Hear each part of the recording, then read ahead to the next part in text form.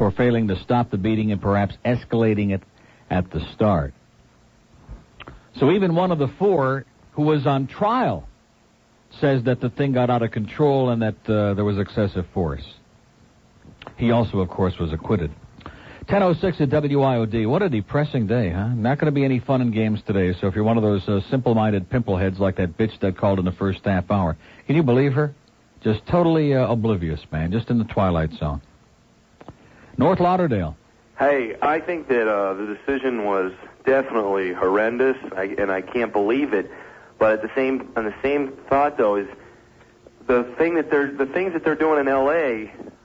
can't be condoned either. I mean, of course not. Pulling innocent people. Of course not. That have absolutely nothing. Well, how about here? How about after the McDuffie trial here, and they pulled all those kids out of cars and gouged out their brains with broken bottles? I mean, the stuff that went on here was just so gruesome and grotesque. There are no words to describe it. But I think that this in L.A. is going to go on for a long time. I think we're just seeing the beginning. I can envision like there's going to be probably black television shows getting everyone together. It's going to, I mean, as far as like... Let me ask you something. What does it have to do with black anything? No, it doesn't have to do with black. Well, it has to do with freedom. It has to do with any kind of individual rights. I mean, race is a part of it, but it has to do with whether we want to live in a goddamn police state. You can't take race out of it. It really is a part of it because the person that got beat up was a black person, and the people that beat him up were. And how about the drug guy Mercado that they beat and butchered and killed here? Was he black? No. Yeah. I'm just saying that I can see the frustration. And how about the guy in Santa Cruz that was running around in the underwear that they were beating? The guy was beating the crap out of. Was he black? Hey, listen, don't get me wrong. I'm not for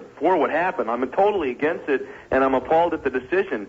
If they can do it to Rodney King and go through this long 3-month trial and get exonerated and get off without so much as a slap on the wrist, they can do it to you, and they can do it to me, and they can do it to anybody else. White, black, green, yellow, purple, young, old, in between, because that's what's called the police state. That's what we're living in. And it's getting worse every minute of every day. That's very scary. And I know a few Fort Lauderdale policemen, and I've talked to them, and their philosophy is when they pull someone over, if it's like a dirt bag, in their words, if it's a dirt bag, they'll definitely go out of their way to find some way to give the guy a ticket over if it's a white guy with a suit and a tie, that looks like a respectable citizen or whatever. In their mind, they'll do whatever they can to get that white guy off over like a dirtbag person. And so, well, it all depends on their particular prejudices. But but if it happens to be a pig who's prejudiced against young guys with a long hair, for example, or maybe it's a young guy who's got an earring in one ear, and God forbid it's the wrong ear. I mean, they're like a jillion different reasons that people have prejudices, and when somebody gives them the power of the law and a gun and a badge and a uniform and says, okay, it's okay now for you because you're the law, and now you can go out and act out your prejudices, and we'll back you up on it. That's got to stop. But at the same time... Well, when is it going to stop? Can I tell you something, though? You were saying about, we have the death penalty, and that doesn't seem to be deterring crime. Well, I think it's the way that it's acted out. I mean, my God, if a lot of these murderers and things knew that, hey, listen, as soon as they're convicted, within 30 days, they're going to the death sentence, I think that would definitely be a deterrent. Well, that's a whole separate issue. Okay, I'm not gonna, I agree. Okay. I'm not going to shed any tears for the Ted Bundys of the world or for this guy that they gassed out in California. That's a whole separate issue. You're right. Let me ask just one other question. Yeah. And I want to try to make this another. I hope that you don't cut me off. But what do you think if the cops would have all been black and the criminal would have been white? How do you think the outcome would have been? I don't have any idea. I mean, don't you think it would have been just boom? They would have probably sentenced the cops immediately. They'd probably be in a gas chamber right now. I really mean that. I think that it would have been a totally different outcome. I think that they would have probably had an all-white jury again, and they probably would have just sentenced the cops and said, oh, you guys... Let me ask you a question. When's the last time you heard of anybody on trial in a situation like this and having an all-black jury or an all-minority jury? I know. That's just ridiculous. They moved it to that town, which is predominantly white. It has a lot of retired police officers. It would be like a similar situation happening on 12th Street in Detroit and taking the trial out to Bloomfield Hills to a wealthy all-white suburb in Detroit or Grosse Pointe and holding the trial there with an all-white jury. Right, or on Northwest 62nd Street and then taking the trial to Boca or something. Right, exactly. And that's just ridiculous. Yeah.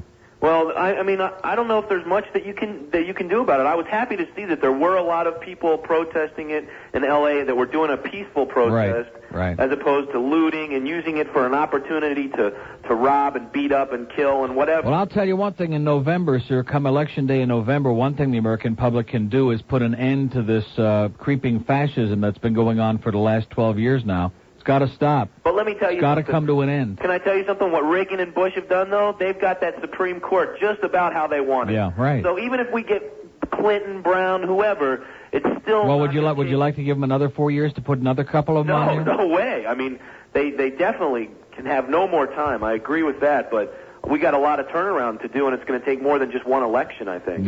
Well, it didn't happen overnight, and they're not going to correct it overnight, but it's time to put a screeching halt to the progress anyway. Well, changing the subject just a little bit, did you get to see the Heat game? Yeah, we saw most of it last night. I thought they did a tremendous job. It was a great game. Yeah. It's just a shame. They got nothing to be ashamed about, believe me. What was it? What was the final score? 115 to 109 or something like that? Yeah, something like that. If they'd have made the free throws, they'd have won the ball game. Yeah. But they got nothing to be ashamed of. If the Marlins do as well in 4 years as an expansion team as the Heat have done, we'll have something to be excited about. Do you think Jordan is just phenomenal? 56 points last night. He didn't even score the first couple minutes of the ball game. I know. He like the first 8 minutes of the quarter, he didn't score anything. It was Michael Jordan and Scottie Pippen against the Heat last night. Exactly. Okay. I'll go. Talk to you later. See you. 12 minutes after 10 at WIOD. If you lose a hubcap, man, if you're out in the middle of nowhere before they... 10:15 at WIOD. Miami on the Star Line. Hey, how you doing, Neil? Okay. You know what's amazing? You hit a cop, and you go to jail for battery on a police officer. Right. 6 cops or 5 cops beat the crap out of one guy, and they all get acquitted. Mm-hmm. You know what I'd like to see? 3 things. I'd like to see all those people that were on that jury, somewhere in their life, get abused by police officers in the future. Maybe they'll reflect their verdict a little more profusely for what they did to that guy. Number 2, I hope all the cops accidentally just get lost in the neighborhood of where they're patrolling, and all the people remember them. I also hope that the people do what the cops did to him, the people should do to the cops. Well, I'm not going along with that. I mean, we can't just have anarchy now, okay? And it just goes, maybe that's goes along with the kind of stuff that's going on. You know, and the tragedy of it is just like what happened here, 3 different times, but especially after the McDuffie thing. I think it was in 80 or 81. Exactly. People burn down their own neighborhoods. I mean, they're... What sense does that make? They burn down businesses and they put no sense to that at all. They destroy people's lives. They put their own people, their own neighbors out of business. They create absolute havoc and grotesque conditions. Right, and I understand there are some of those people who are frustrated, and then the majority of the people who seize upon these situations are just to exploit and loot and go nuts, just as an excuse to do any damn thing they want. But that's not the solution to it. I agree with that. You're probably right, and maybe the caller that said extreme. before that it's not going to happen in one election or in one 4-year period. Of course not. Of course it's not, because this has been going on for years and years and getting worse and worse and worse every stinking day. And when we've got a president who says that the system has worked, what is this man talking about?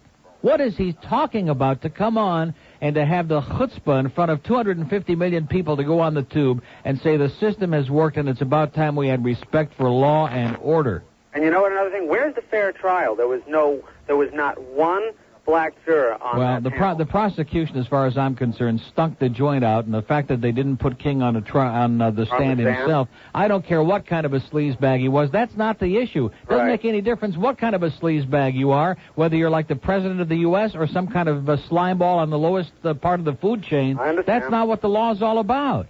Well, unfortunately, it's going to take a lot in this world to change this society. Unfortunately. Well, forget about the world. Just worry about this society right here, okay? Because every time I go away and I leave the shores of this country and I go to Europe and then I come back here and I see the kind of crap that's peddled in the name of justice in this society, I just, put that passport in my underwear to make sure that I have it close and handy at all times. You know what I'm saying? Yes, sir, I do. Keep it tightly ensconced in your fist, and your passport, too. Well, with that, I'd rather not be in your shoes today to listen to all the abuse for what we're going to have to listen from what we saw last night, but you're the best to do it. Okay. Take you later. 10:18. Well, listen, just the way I feel today. I'm really bummed out about this thing, and I'm depressed, and I'm in shock. I really am in shock. I sat there and I watched and heard the words coming over the tube last night, and I couldn't believe it. I'm listening to it, and I'm saying this has got to be. There's got to be something more coming. There's got to be something beside this, and it wasn't. That was it. It's like somebody taking an eraser and going to a blackboard and just erasing everything that's on there. It's like, okay, nothing there. The slate's clean, baby. You're all okay. Go out and do it again. 1019 at WIOD, Miami. Hello, Neil. Good Yes. show today. Just wanted to say, what happened in L.A. is deplorable. But I've noticed that there seems to be a mood of where there's a scathing indictment of police forces nationwide. I think. Why shouldn't there be? Well, because I really think it's a minority view that cops are all bad. You say when you We were haven't arrested, said you cops. weren't beaten. They Sir, didn't don't come start that game with us, okay? Nobody here said cops are all bad. Well, you got people calling in saying, hey, how many corrupt cops have we had here? How many cops are indicted here every year the last 15, 20 years? I've been here for 17 years now, and every year we have we had the Miami River cops, we have murder cases, we got drug peddling, we got theft, we got every kind of police corruption that's ever been invented. The police in Chicago years ago were notorious for taking people in, blacks, minorities, people they didn't like the way they look, and just beating the crap out of them during interrogation. This kind of stuff goes on every single day, and it doesn't take all of the cops to be bad. It only takes a certain percentage, and it takes the people in a position of authority to look the other way and wink at it and say, hey, this is really what we want. That's all it takes. Well, Neil, I agree with that, but I think it's just, I think cops are just a reflection of society itself. I mean, we've got a real problem with society, you say yourself. I mean, there's crap all the time. Violence is out of control. It's disgusting. So what does that mean? So that means because the public is frustrated because we can't control crime, therefore we just abandon all of our freedom and say, okay, you go ahead, do whatever it takes. And that's part of the problem, sir, these last 12 years, is that's the mentality that's been peddled by people like Ed Meese and Richard Thornburg to the American public. Oh, okay, take away our rights. We don't care. If that'll solve the problem, that's great. Well, let me just... and guess what? It didn't solve the problem. Well, no, nothing has. Just like this asinine approach to the so-called drug problem. We got Bob Martinez up there, and we're wasting all of this money. We might as well be flushing it down the toilet, all the money they're spending on the so-called drug problem, because it's just a big scam. Well, we need an enemy. If we don't have the Soviet Union, we need drugs. It helps keep things focused, I guess. That's what they would say. Hey, but as far as the verdict goes, I was surprised myself. I mean, I couldn't believe it. It was shocked. Thank God we don't have trial by CNN, though. And, we only saw one tape. I thought clearly there was... Well, what did the jury see? Wait a minute. Did the jury see some tapes that we don't know about? Well, apparently, from what I heard yesterday on CNN, the jury saw part of a extended version of the footage where Mr. King came out of the car and charged the cops. That doesn't make the fact that they continued their inhuman beating... When did they see this? It was Greg Lamont said so right after the verdict. When did they see this, alleged? This was the first couple seconds of the video that most of the public wasn't privy to for some reason. Why not? Now, the trial was televised on Court TV, and most of it was televised on... I don't know, that's what Greg Lamont said yesterday, and I hadn't heard of that before. Let me say this. When you say the first couple of seconds, and I don't believe that for a minute, and I do know that they're saying it was the stuff that happened before what we saw in the tape. There's 81 seconds of that tape. Do you know how long 81 seconds is? It's 1 minute and 21 seconds. Sure. That's a long time. Not in the scheme of life in general, but in terms of this kind of beating and behavior going on. That's a long time. Oh, I agree. What about the thing is, if there were blacks on the jury, which there should have been, I don't understand why there wasn't, especially with a black prosecutor who claims that all the jurors were impartial. Yeah. Why, if there had been blacks on the jury, then one would have to assume that it would have been a racist verdict if they had gone for a hung court, because by saying that blacks on the jury would have changed the decision, then we're saying that the decision would have been made on the basis of race. And in other words, you think it wasn't. You think it wasn't. The black prosecutor said that there was an impartial jury. He should know, but... Well, the black prosecutor then bungled it, just as I said moments ago. The prosecution was pathetic. It was. They should have put Mr. King up. Of course, the prosecution... It was like the prosecution in the William Kennedy Smith trial. It was a joke. My dog could have done a better job Laura than Lash, that. she did terrible on that. Okay, I got to run. Okay, thanks. Bye. See ya. Okay. So the bottom line is... Suspend the sentence. We need to go to Don Corleone for justice, I'll tell you that. Oh, it's just... There is no justice anymore. It's a theory. It exists only in print and in the figment of your imagination. I want to tell you about Jimmy's Italian restaurant right now. 3 of them. Coral Springs, there are 2 locations. The new one in the Sheridan Plaza on Sheridan Street in Hollywood. Jimmy's, great Italian dining for the whole family. Inexpensive, nice, relaxed atmosphere, delicious pizza. Every kind of pizza under the sun, whether you like the thick Sicilian pizza or whether you like the traditional New York style, or the big white all-cheese pizza, or spinach pizza, and, of course, the famous pizza pop that Jimmy has. You won't find it anyplace else. A great combination of sausage and green peppers, pepperoni, mozzarella cheese, all rolled in pizza dough with sauce, or the veggie pop, which is a vegetarian version of the same thing, or the chicken pop with chicken, and great calzones and subs, and fantastic pasta dishes and seafood, and great veal and chicken dishes. It is outstanding. They give you humongous portions, and the prices are unbeatable. You can try their all-you-can-eat lunch buffet with over 12 items to choose from, all for just $5.25, or their unlimited soup and salad for only $3.95. So give it a try. Any of the 3 locations, you'll find Jimmy's in Coral Springs on University at Wiles Road next to Kmart, on Atlantic Boulevard at Coral Springs Drive next to Winn-Dixie, and the newest Jimmy's in the new Sheridan Plaza at 4947 Sheridan Street in Hollywood.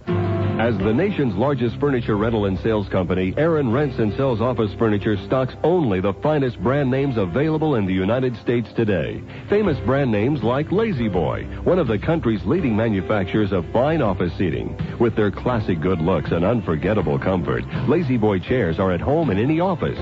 You can choose from several different styles of Lazy Boy executive chairs, side chairs, and task chairs in a wide selection of fabric and finish options. In fact, Lazy Boy custom makes one very popular style exclusively for Aaron Rents. Right now, Aaron Rents is offering their best-selling Lazy Boy black leather executive chair at a very special price. An $845 value, now only $589. Whether you choose to rent or buy Lazy Boy chairs, the best values are at Aaron Rents and Sells Office Furniture, the nation's largest furniture rental and sales company. 4 convenient locations: Pembroke Park, Coral Way, Perrine, and Hialeah. Looking for new ways to boost productivity? Try listening. This is the sound of a copier that offers 85 very affordable copies a minute, remote monitoring, and a 3-year guarantee. Introducing the Mita DC 8585, a rare opportunity for business to radically improve productivity simply by pushing a button. Mita, the image specialist. For full details, call 1-800-858-MITA. I don't know how to say this. You don't know. I was hoping you did, you know? Sometimes it's easier done than said. Just call 1-800-FLOWERS anytime. We'll deliver beautiful flowers anywhere to anyone in a matter of hours guaranteed. All you need is a credit card and a telephone to get worldwide FTD service. 1-800-FLOWERS, Carol Lee speaking. Hello, Call 1-800-FLOWERS now for Passover, Easter, and Secretary's Week.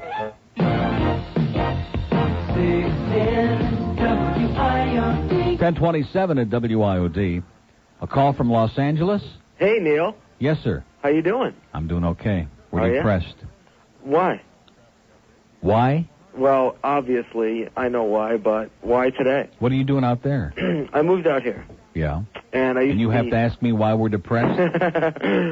I would think you'd be depressed at this point. Well, I am. But, no, I used to listen to you, like, avid. Go to every remote, every day, listen to you. It was sickening. Yeah. And, I moved out here to get my band going. You moved out there, and now it's more sickening. Yeah, well, I got Howard, so it's kind of depressing. Yeah. But, how you doing? I'm doing fine. Yeah? Well, great. I got a friend of mine sent me the XS issue. Yeah. And, no biggie. It's okay. Yeah. How come they don't collect calls anymore? Because we're cheap. That's ridiculous. Because the sisters want all of that $5.2 billion for themselves because they're greedy. When did they stop taking collect calls? Oh, months ago. Oh, that is ridiculous. Of course it is. I'm going to be paying $10 to talk to you. So what part of town are you living in? Well, I'm living, since what's going on, I'm living away from what's going on. I'm living in North Hollywood. Okay. So it's not where the riots are going on. Yeah. But it totally reminded me of Overtown, and since you're probably the most intelligent person I know. I wanted to get your opinion on what's happening. My opinion? Well, I've been expressing it for the last hour here this morning, but obviously you couldn't hear it. But I don't know how... there's not much room for opinion. I mean, it's just one of the most grotesque things that's ever happened. We've seen it happen here a couple of times. Yeah. And, but this one, I mean, we actually had the evidence right there. We had a smoking gun in the videotape, and we've been exposed to it over and over and over again, and how any people, unless they were intimidated or threatened or whatever there's just got to be something here that doesn't meet the eye. Yeah. Because there's no way that anybody can watch that and assume that there wasn't excessive force and that they just weren't out of control. There's just no way that any rational, fair person could watch it. Yeah. And they did. And then the president comes out and says that justice has been done. Yeah. Well. He says, tighten up your bootstraps, put your arms straight up in the air, and salute the swastika, and justice has been done, and obey the law. Yeah. It's ridiculous. I mean, last night, every channel, NBC, ABC, everything, there were no shows on. It was just the news of what's going on. Well, I have my satellite dish, so I was watching KTLA out there in Los Angeles till about 2 o'clock this morning. Uh-huh. And they did quite a job. They had the helicopter up, and they kept zipping over to one fire after another one, and it was incredible. Yeah, and they even shot a fireman. Yeah. You know, and I don't know if he's dead or what, but it's ridiculous. It's totally, it's I can't believe it. Insanity. Yeah, exactly. And today people will go back and they'll find out what time The Simpsons is on tonight, and they'll worry about that, and about what time the reruns of Mary Tyler Moore come on. And, yeah. This whole society is so screwed up, it's unbelievable. We're into this whole new thing that we're into now is finding out everybody's pimples now, what everybody has done wrong, and who smoked a joint 20 years ago, and did he inhale, and who slept with this one. The National Enquirer mentality has taken over the whole country now, which is why we've got 75 of these tabloid shows on every day, and Geraldo's got the guys who slept with their sisters' husbands, and it's just out of control, and the public is grasping at straws, and this little twerpy guy, Ross Perot, comes along. Oh, yeah, we don't know much about him, but we're all for him because the other guys stink. Well, that makes a lot of sense. Yeah, exactly. There's an old saying that you get out of something whatever you put into it, and the American people for years now have put nothing into the system. They've just tuned out and totally forgotten about it, and now the thing is all screwed up, and they want some simplistic answer to it, and it's not there. Yeah, it's ridiculous. Well, hang in there. Okay. Good hearing from you. Okay, well, I know I'm paying for it, but I tell you, Neil, I've moved out here 5 months ago, and I'm jonesing for you, so I guess I'm going to be a sap and get put on hold if I can. Okay. Okay, let me call a couple of guys douchebags. Yep. Todd and Richie are a couple of major douchebags. Okay, hold on. Thanks. 1031 at WIOD. Daryl Gates is a douchebag, too, by the way. Just thought I'd mention that in passing. Coconut Grove. Hello. Hi, Neil. This is David. How are you doing? Okay, David. Hey, I've been listening to the comments here about the trial, and I'm from Los Angeles, or the Los Angeles area. In fact, I'm actually from Simi Valley. Right. And I happened to be out in Los Angeles towards the end of March when the trial was going on, and I listened to some evidence that was reported, and there's some parts of it that aren't totally in favor of Mr. King. But I do want to preface all of this by saying that I think the police or the jury was totally wrong, that regardless of what evidence, what additional evidence was brought into court, there is no justice for a beating like that. But the information that I had heard, or actually seen on TV when it was being broadcast, was the fact that Rodney King was shot with a taser. Right. And that taser did not have any effect on him because it didn't penetrate his skin. Mm-hmm. And it may have given the police at the time the impression that he was on something like PCP. Oh, yeah, they said that he was dusted. That's what what was the officer's name again? The one that, Braceno. He was on this morning saying that he was on angel dust, or they call it dusted. Or at least they believe that. But regardless of that, no matter what he was on, he wasn't able to obtain superhuman powers that was going to enable him to fend off this half a dozen armed police officers with their guns and their clubs and all of the other things that they had available to them. It just wasn't going to happen. And the 81 seconds of footage that we see in the videotape He is down on the ground during every moment of that 81 seconds. At no time during that videotape does he get up off the ground. And there is no time that he tried to defend himself. It was obvious, clearly obvious to anyone who really looked and studied the tape, that man was subdued. And there is a point at which the police need to stop. Right, and that was the crux of the whole thing. At what point do we have excessive violence? At what point do we have a bunch of cops gone mad and out of control and just totally abusing this individual? And this lily white jury, like I said before, they just never found that point, and maybe there was no point in their mind. The other issue I wanted to raise, there was a comment by one of the listeners. That indicated that the jury was, or seemed to imply the jury was selected from the town of Simi Valley, which is majority white by anyone's standards. The jury wasn't selected from the town of Simi Valley; they were selected from Ventura County. Right. And that is there's a heavy population. Well, Ventura County is also mostly white. Oh yeah. Heavily white, right. Not mostly white. But it doesn't really make any difference. Doesn't really make any difference. Doesn't make any difference because all the people who wound up on the jury were white. So regardless of who else might live in Ventura County, it's not really relevant. Right. That's all I had to say. Okay, thanks. Thank you. Okay. Bye now. Because you could say the same of Palm Beach County, like the guy had said before, if the crime was on 62nd Street in Miami, and they had an all-white jury picked from Boca. Well, Boca's in Palm Beach County, and obviously in West Palm Beach and some other parts of Palm Beach County, there are heavily black-populated areas, but that's not really relevant. 10:35 at WIOD. If the porkers are getting to you, you can fight back with the ticket defense team, and boy, do we need them nowadays, huh? They did a good job for me. Remember that ticket I had a couple of months ago? They went into court, and guess what? I don't even have the right cart in the machine. Suspend the defendant. No points, that's right. So if next time they nail you for speeding at one of their little under the bush or over the overpass traps that they have waiting for you, because after all, they're your friends, call on the ticket defense team. They'll send one of their attorneys into court to go to bat for you. And like I said, they have a great batting average, do a super job for you. So if you don't want to have those points on a record, if you don't want to have your insurance rates going sky high or even get dropped by your insurance company, fight back with the ticket defense team. Call them toll-free from anywhere, 1-800-741-TEAM. 21 till 11 at WIOD. Here's a lady in Hollywood. Hi. Hi. I wanted you to know that you're absolutely 100% right. I mean, about Gates being a douchebag. Now that everybody's in trauma and they know what's happened, and it's almost like a child abuse victim. We're all feeling the abuse. We're sort of in denial, except for the people like myself that know that these things happen. And what we need to do to stop this from happening is to vote against, somehow call our congressmen and work together to vote against the jury system. The jury system is very, very dishonest. And if you don't put your focus there, it's going to happen over and over again. What do you mean vote against the jury system? How can you vote against it? Well, you you have a constitutional amendment? We need to get something on a ballot to pick a jury that is really fair from a range of people, not on either side.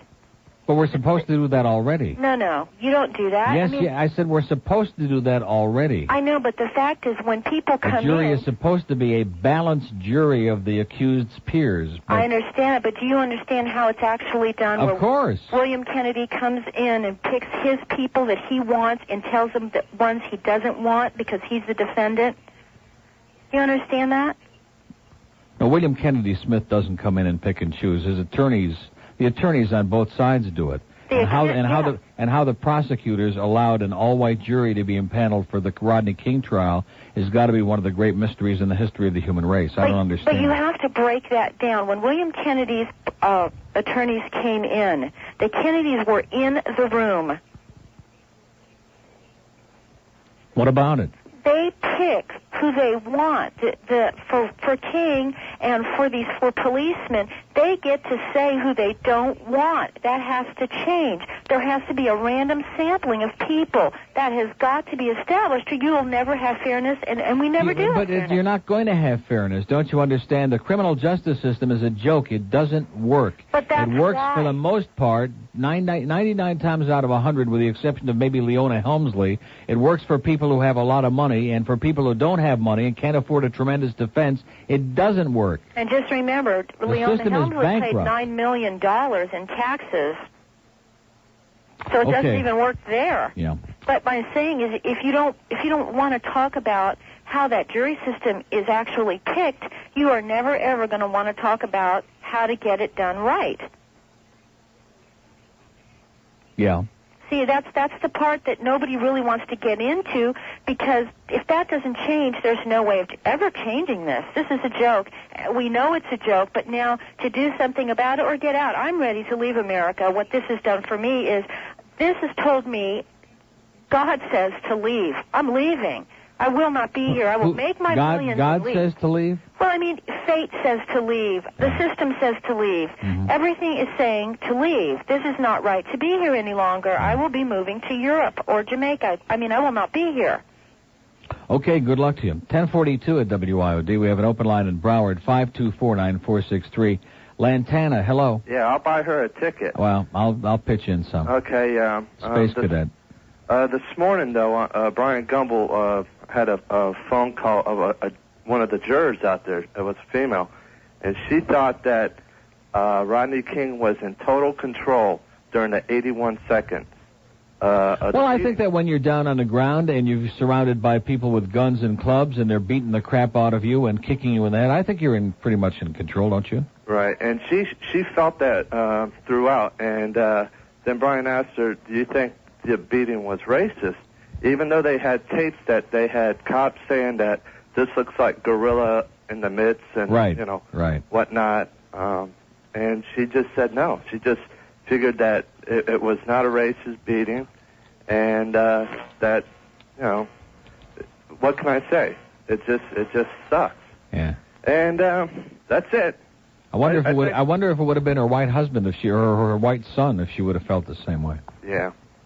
I don't know. Well, I think we should send Hank Goldberg out there. Okay, that'll patch it all up. Okay, bye. 1044 WIOD. A pig report in Hollywood? Neil, how are you? Okay. Yeah, we got two of them sitting right over here on Sheridan and 441. Anybody attempting to go straight, heading west on Sheridan Street, they're pulling you over if you're in the right-hand lane. So the advice is to slow down, roll down your window, and as you drive by, shout out, "Injun killer!" See that? That would do it. Listen, I want to voice my opinion on one thing here. I was involved about 3 months ago in this trial. I had a good friend of mine was killed from a Miami police officer who was in a bar drinking about 10 to 15 beers that the bartender knows she served him. Mm-hmm. He went outside, wound up shooting and killing a close friend of mine. He was also found not guilty. Right. The day the jury was supposed to be sequestered to deliberate on the verdict, Miami police officers, 8 of them, showed up in full force with their uniforms and everything, sat in the front row, whether it was an intimidation factor or what. Oh, sure. This is a fraternity. This goes back to the thing that I always question, and I don't understand why this is so tacky. I guess you're just not supposed to say this. But when a police officer is shot and killed, which is always a tragedy, like we had here in North Miami Beach a few months ago, the world stopped. All the cops from all over the state, people who never heard of them, people who don't know them, they come in because there's this silent bond, like there's this gigantic fraternity. I mean, if some poor slob down the street who's just an innocent bystander, some poor kid from school gets shot and killed in the middle of crossfire and some drug deal gone bad or whatever the situation might be, if a plumber gets shot and killed by some punk who's running from the cops, we don't have the plumbers from all over the state come and bring their equipment and all, get in their trucks. And it's just unbelievable, this tremendous, frightening thing that exists between police officers. And again, I'm not condemning all of them, but there is a mentality that exists there that is absolutely chilling. It's the double standards, and it's ridiculous. Right, exactly. There's one set of standards and one set of rules for those people in a position of authority, and then there's the rest of us. I feel sorry for the people in Los Angeles that are getting killed, losing their property, losing loved ones. Well, that's another whole. That's a nightmare. There's absolutely no excuse or justification. They should be directing their frustration to the police officers and not to the innocent people, because I'm sure the people that are getting beat probably feel the same way as me Exactly. and everybody else. You bet. And one other thing, I know you have a lot of listeners out there, African listeners, American listeners, white, Hispanic, anything. Exercise your vote to this coming November. Your president said that the law upheld, that to me he's condoning the actions. Use your right to vote and get him the hell out of office and let him go back to Texas with his rich oil and let somebody in there that can see through a problem like this and maybe put a foot down and not let the characters go on with the misjustice that they are doing. Okay, have a thanks. good day, Neil. Thanks. 1047. Yeah, I guess this is part of the kinder, gentler America, the kinder, gentler police force and kinder, gentler justice system that George Bush was talking about. 13 till 11 at WIOD. This Saturday I'll be out at the Auto Optical at Sawgrass. 10:50 at WIOD, the land of the used to be free and the home of the grave. We have two open lines, believe it or not, in Broward. I guess that's always believable. 524 WIOD. Boca. Neil. Yes. Hi. I used to be a Bush supporter until, I saw his reaction to the way things went out there. I mean, it just goes to show you. I mean, he's basically got his head in the sand when it comes to domestic issues. You made the point, like, Americans aren't putting anything back into the system. I think the country's really being run by fewer and fewer people, and that if people don't go out there and vote, they're not going to be able to change anything. Well, you look at these primaries. Now, yesterday or Tuesday in Pennsylvania, they had like less than 25% of the people that even bothered to come out. And the excuse is, well, the candidates are crappy. And I didn't vote in the Florida primary either based on the same reason. But I'll tell you something, come November, if people have the same kind of apathy and that same kind of attitude, nothing is ever going to change. Oh. Allegedly, the public is angered and they're mad as hell and all this other crap and they don't want to take it anymore. But the only way that they can show that is by going out and getting rid of the people who are inflicting upon us the kind of crap that's going on and ripping us off with the SNL scandals and all the other crap and inflicting upon us this police state that's taking away more and more freedoms and taking away rights from women to have any choice, any say about their own bodies. I mean, any progress that we made in the 20 years between 1955 and 1975, for example, or 1980, the last 12 years, we've wiped most of it away. Well, exactly. I mean, the people in the 60s, they said, okay, we have to go out there and change this the way things are going now.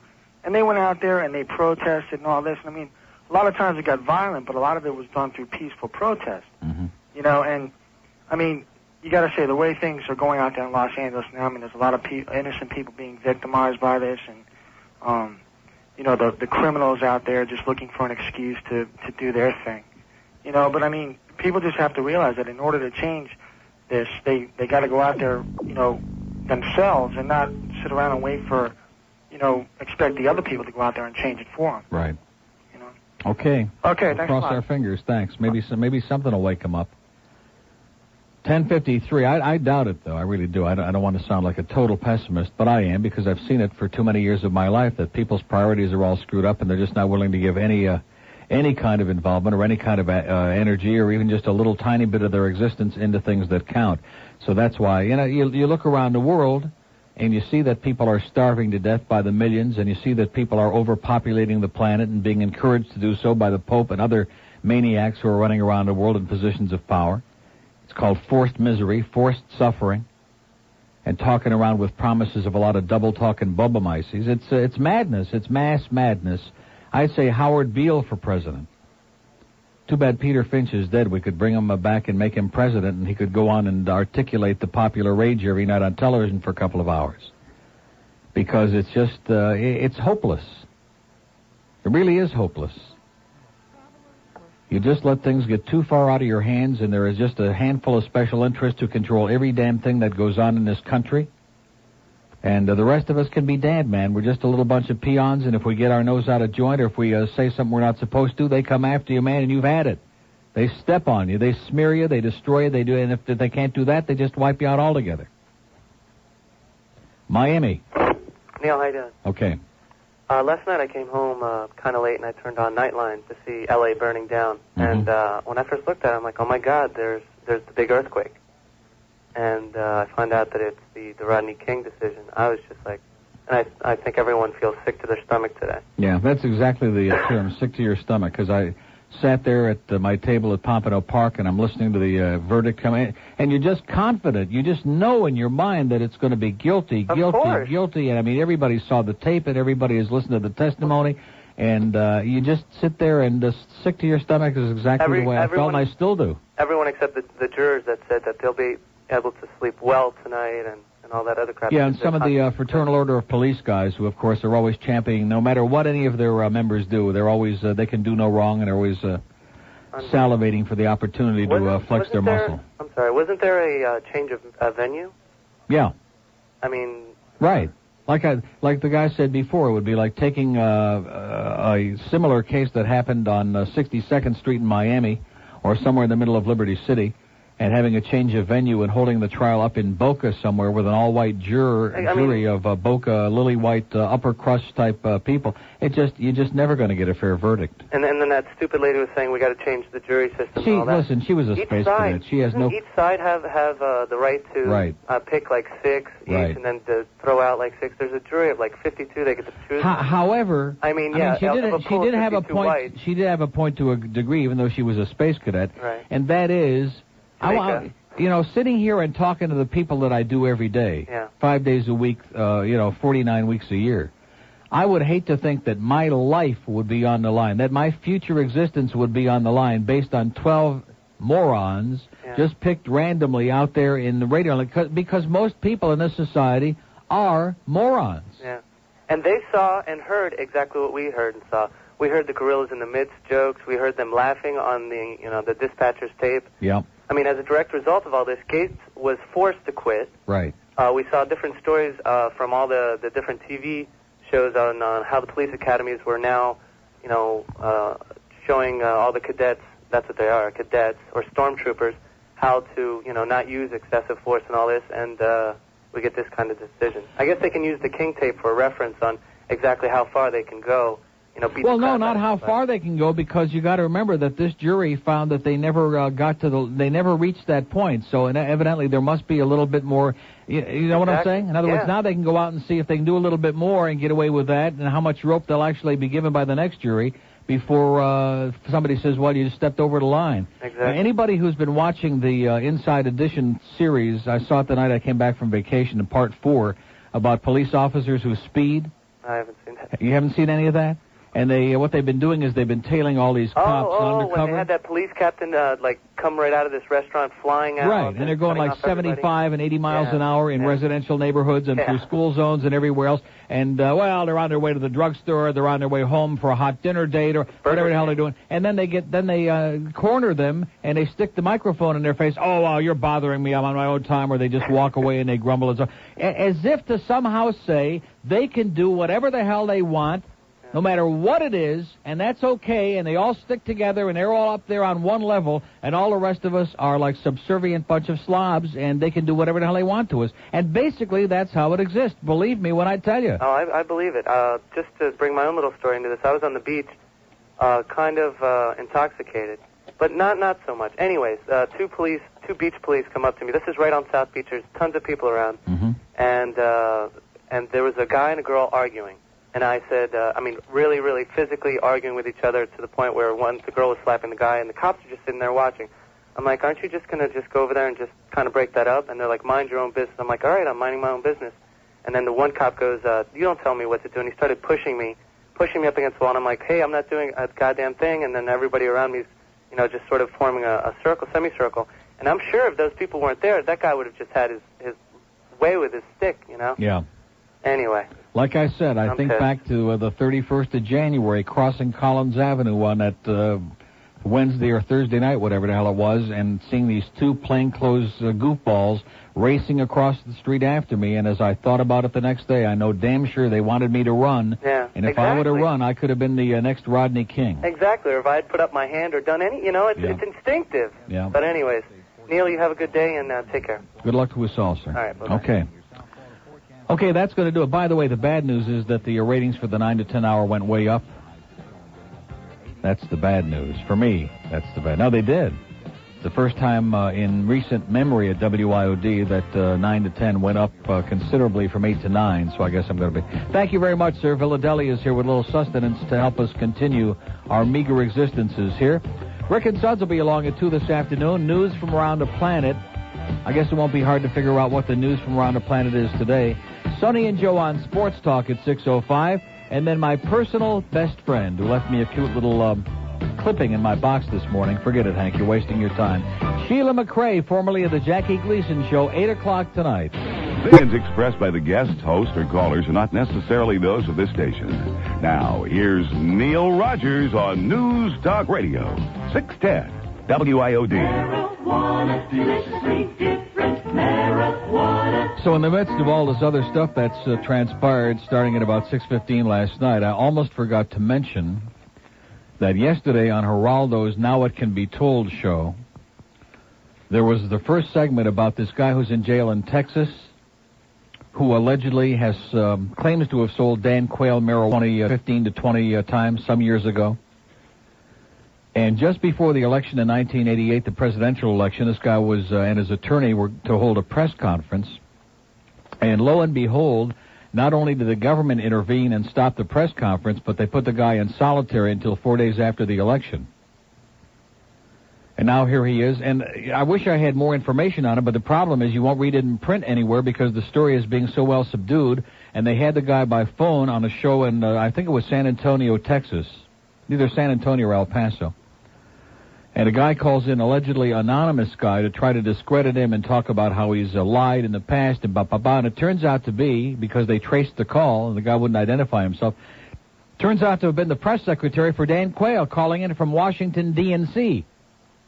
to try to discredit this guy who's in jail and who's being kept very quiet, and the administration's doing everything. Not that I think that's a big deal. But isn't it interesting how we have a separate set of standards? And basically we have, we don't have a democracy anymore. We've got like a dictatorship and the public's too stupid to even understand it. It's 11:07 at WIOD. Thanks to the Philadelphia again, by the way, for a fantastic feast today. We need something. This is like the Last Supper. It's like the guy who was in the gas chamber out in California. Remember they gave him the last meal and he had got the big bucket of chicken and the big pizza. I wonder if Jeff Cohen sent the pizza out there. They could have saved the gas then, huh? Oh, that was bad. Sorry, Jeff. Just a little joke. Just a little joke. But that Jeff is a killer, though. West Palm on the Star Line. Hello. Good morning, Neil. Yes, sir. Neil, I just wanted to call the LAPD a bunch of baton-bashing dish rags Mm-hmm. and douchebags at that. Mm-hmm. I lived in Los Angeles for 8 years, and I just wanted to make a quick statement. Actually, I lived at Los Angeles at USC, so... This wasn't when Ed Davis was the police chief, that fascist Nazi pig Ed Davis? No, it's still when Gates was there. Oh. But I had a friend that... We lived right down in Watts, right on the border of Watts, and we had a friend that had his car broken into. They tried to steal his car stereo. He caught the guy, he chased him down the street, and the guy confronted him with a screwdriver. He threw him to the ground, put him in, just held his neck to the ground. Somebody called the police came and harassed the guy a little bit, took him to jail, and then pulled my friend aside and said, listen, you should have just beat the crap out of the guy because he's going to get out of jail in a couple of hours and you might as well taught him a lesson. And I think that's the mentality of the LA Police Department, and it's, it's really a sad state that, it continues. So just wanted to pass that along, Neil. Okay. Thank you very much. Thanks. 11:09 at WIOD. Open line on the Star Line, Star IOD. Miami. Hey, Neil, how you doing? Okay. You think that maybe it's about time that we consider volunteering for the space shuttle? Might not be bad. It can only be an improvement, I would think. Better neighborhood, anyway. Question, I don't know if anybody's brought it up or not, but the video that I've seen over and over again, not one time did I ever see any of those cops, as they were circling this guy, try to cuff him or put him in any type of restraint. Did you see that? No. I don't think anybody's brought that up, but all they did is circled him and kept beating him. And to me, the attorney should have brought this up, that the man was never tried to subdue the man whatsoever with cuffs or tie wraps or anything. They just circled him and kept beating him. I mean, after 40 or 50 times, I would think that the man would be subdued, don't you? 20 minutes before the beating, Officer Lawrence Powell sent an allegedly racist computer message in response to another message that read, "Sounds almost exciting as our last call. It was right out of Gorillas in the Mist." Powell denied that the message was a slur on blacks. Unbelievable. Mm-hmm. This makes you sick. Yeah. This is a sad day. See, first of all, the kind of people that we put in police work, and we don't pay them any money. We just figure you can take any schmuck off the street and make him or her into an officer. And so we take a lot of people who are substandard to begin with, and we give them a badge and a gun and the boots and the power of the law, and we send them out there, and then they just act out their hatred and whatever the hell they want to do. And then we say, oh, gee, we don't understand it. What the hell's going on? We can't understand why. Unbelievable. See, the people in society who ought to be making money because they have very important jobs and because it's crucial if we're going to have a society that's sane and that works anymore, people like teachers and people like police and people, I'm talking about good people, and people like politicians. Everybody gets all upset while they voted themselves a pay raise. What kind of a person is going to, for $60 or $70 or $80,000 and all the graft they can get, take a job like that? Exactly. So that's where. So it's okay if we play some moron, $6, $7, $8 million a year to play basketball or football. That's okay. That's great. Because that's where our priorities are. That's why one of our big illegal pundits in town this morning on his radio show was debating as to he really wished he could be talking a lot more about the great time he had at the arena and that important Heat game last night. That's where America's at, sir, because our minds are turned to jello. Well, you said it before. Come November, that's the time to try to do something. Yeah, this is it, man. It's either we do it this November or just we bought the farm. I'll tell you that right now. All right, well, have a good one, and hold what you got, Neil. Okay. All right. Thanks. We're squeezing it. I'll tell you that right now. We have an open line in Dade, 751-9463. What is all that crap? Oh, crap. Okay. Well, we're used to that. We got a lot of crap around here. Some of it's walking around in the hallway. Toyota of Hollywood extends, sometimes at night, Toyota of Hollywood extends an open invitation to intelligent car buyers, people who can see through overinflated. 11:15 at WIOD. In about 15 minutes, we're going to be carrying a press conference with El Presidente, dealing with the subject of the Rodney King trial and verdict and aftermath, etc. That'll be about 11:30, and we'll carry it. Delray Beach, hello. I'd say good morning, but it ain't. It ain't much of one. No, it's depressing. You know what I think of when this happens is all this stuff that Public Enemy and all these guys have been spewing out there, Ice Cube, Ice-T, and all those jokers. I always kind of laughed at them and thought they were pretty ridiculous, which they are in some ways, but some of the things that they were saying came to fruition. Yeah. And I don't know. If the Cubs were as good with their bats as these guys on the police force are, guys might score a run. I think you may have just gotten the solution, sir. Believe me, they swing a mean wand. I'll guarantee you that. We couldn't hit our way out of a paper sack. If you could switch the two of them, yeah, that might kill two birds with one stone. As Steve would say. They'd have missed the guy. Right. And, okay. You might have the answer. A possible solution. Okay, not a bad one either, quite frankly. 11:16 at WIOD. We did Delray. Wilton Manners, hello. Hi, Neil. How you doing? Okay. Good. I agree with your comments, obviously, this morning, and about how most people's minds are not really geared to dealing with, some of the more important issues, but some of the superficial stuff. Crap. All the foolishness. They've got it totally upside down. In other words, the stuff, the fun and games, the nonsense, the goofy ball, that's like 95% of most people's lives in this country, and the stuff that ought to be important is like maybe 2 or 3%. Where it ought to be, I'm not saying it's got to be totally the other way around, but it's upside down. Yeah. Upside down. And the public somehow expects some messiah is going to come along. Somebody's got the answers. They're going to straighten everything out. We're just helpless and hopeless and overpowered. And, of course, a lot of it had to do with the three assassinations in the 60s of the two Kennedys and Martin Luther King. And then I think you topped it off with Watergate in the 70s. And I think at that point, the public just threw in the towel. And you just can't do it. If you're going to throw in the towel, then hey, just don't blame anybody else. Just say, hey, we gave up. We've abandoned the ship. Yeah. But sometimes people's perceptions are not really as accurate as they probably should be about some of these so-called demagogues that they're setting up. An example I can give you, kind of refers to the local area here, and somebody who's been involved a little bit with your station and everything like that, and building up this whole mythology and image and everything like that. Image of what? Well, last night at one of the larger casinos over in the Bahamas, there was a certain football coach falling down drunk big gambling, $1,000 chips, everything like this. What is that? What is that? Again, I have no way of knowing if that's true or not, but what does that have to do with anything?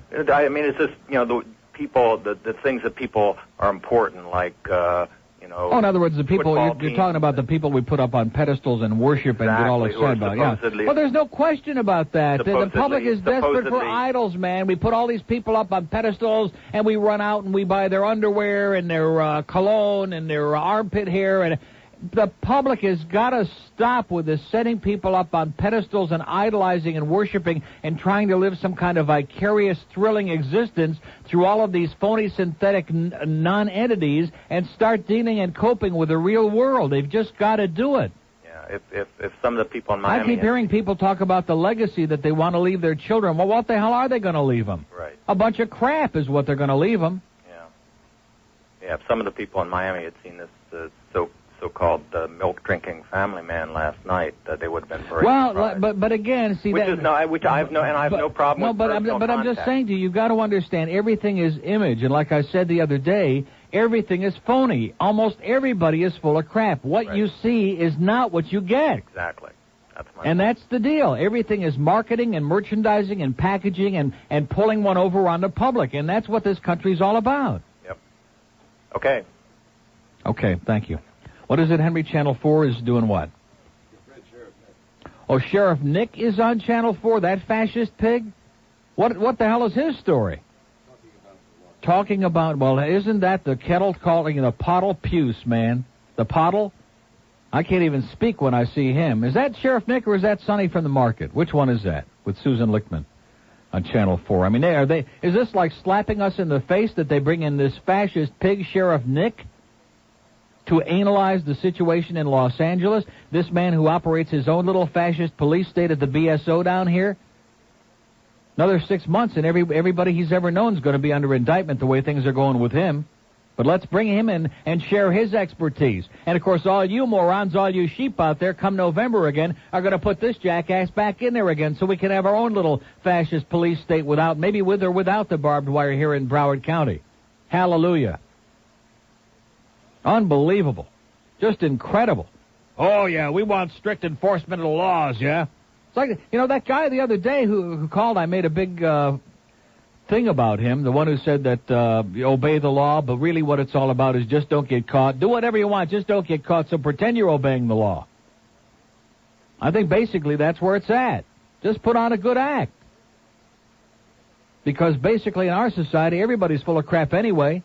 And they all say one thing, don't do as I do, do as I say. Don't be holier than thou, just say that you are. It's 11:21 at WIOD, your holier than thou station. There's one...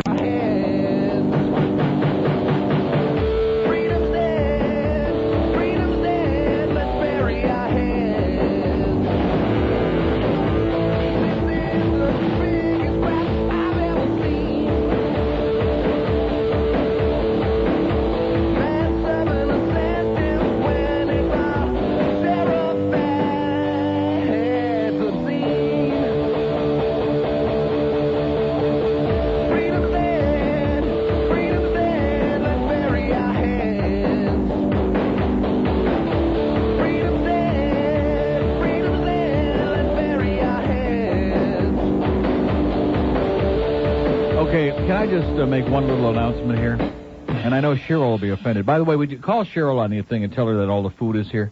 Because she's acting real surly this morning. Because once in a while in my life, there are things that affect me in such a way that they become overwhelming. Not too often, but once in a while, like this thing that's been going on since about 8 o'clock last night.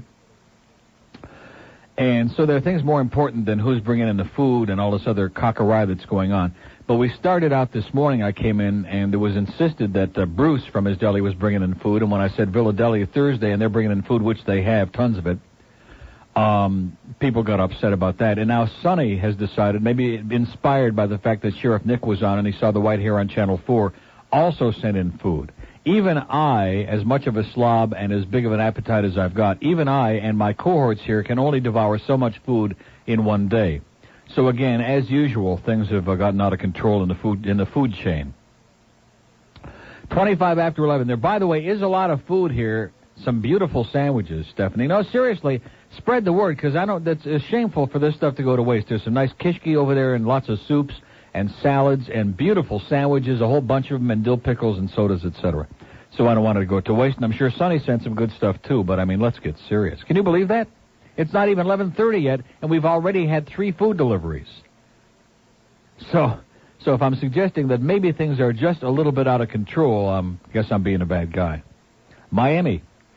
Yeah, Yeah. The guy touched on earlier what I was going to talk about, how groups like NWA and these rap groups who, for years now, have been talking about this, and they were labeled extremists, and you know what, that happened on a very small scale, and that they're exaggerating the problem. Yeah, but some of the things that they've been advocating and the kind of violence and the kind of response to it that they've been advocating is unacceptable unless we're going to be a bunch of barbarians and just have total anarchy. That's the difference. No, I'm not. In other words, they've had a point, but their idea of how to respond to it is unacceptable. That's the problem.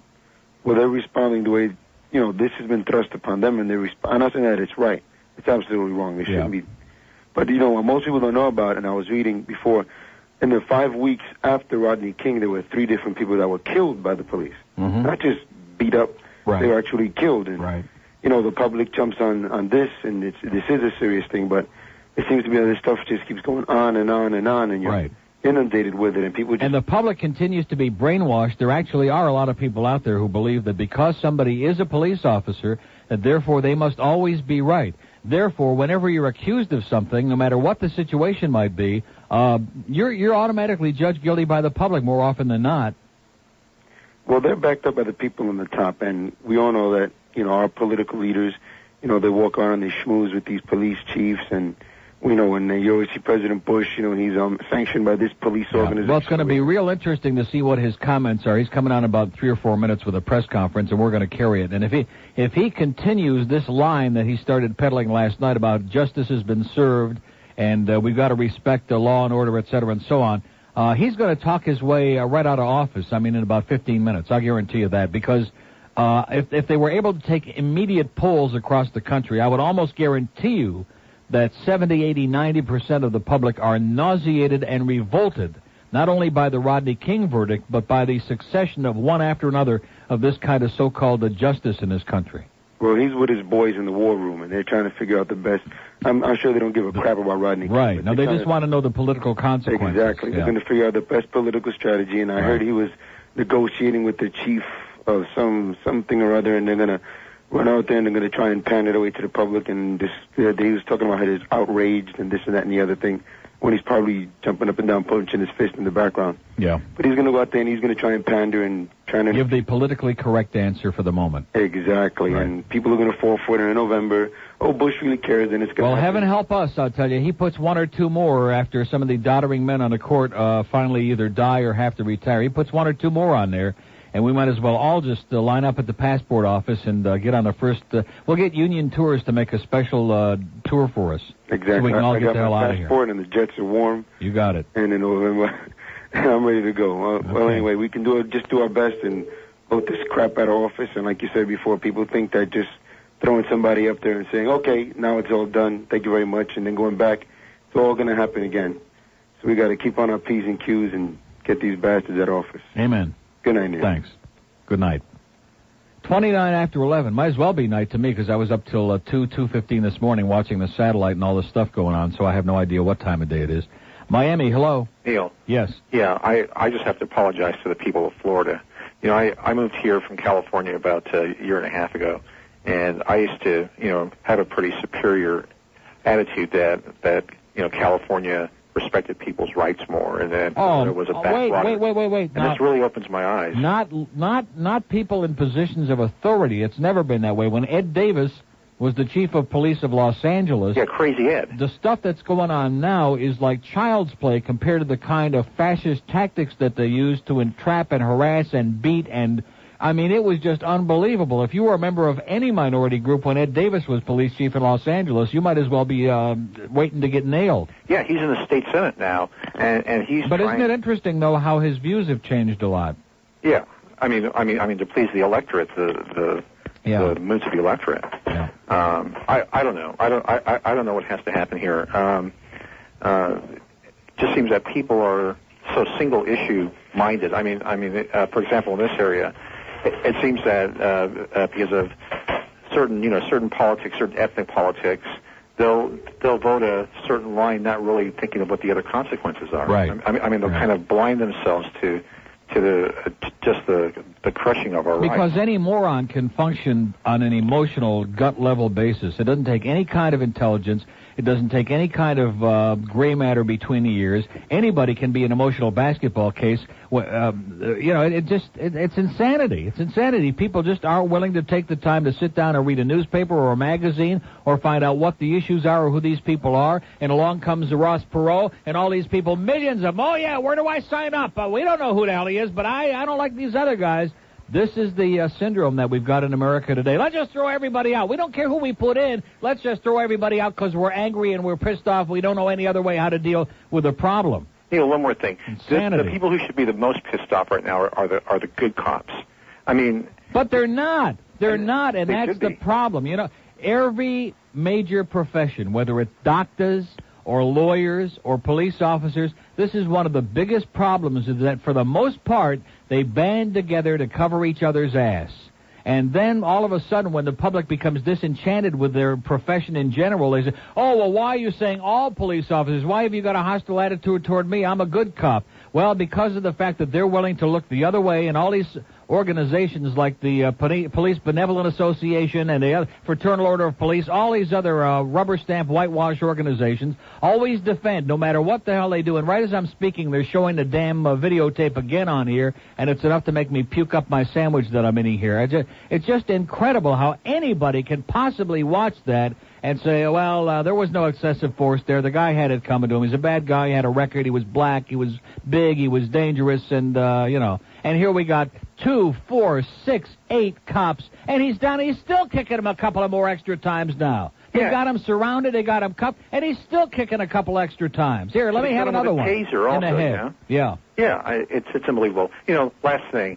There are a lot of people out there who have given up. There are a lot of people who've just thrown in the towel, like you said. Well, if you throw in the towel, then you're going to have to accept the consequences. Exactly. That's the deal. Don't come whining and complaining that you don't like the way things are going when you're not willing to be a part of it anymore. Well, the only maybe good thing that can come out of all of this is that people maybe have had their the wool is back up over their eyes. Let's hope so anyway. Okay. All right. Thanks, Neil. Thanks.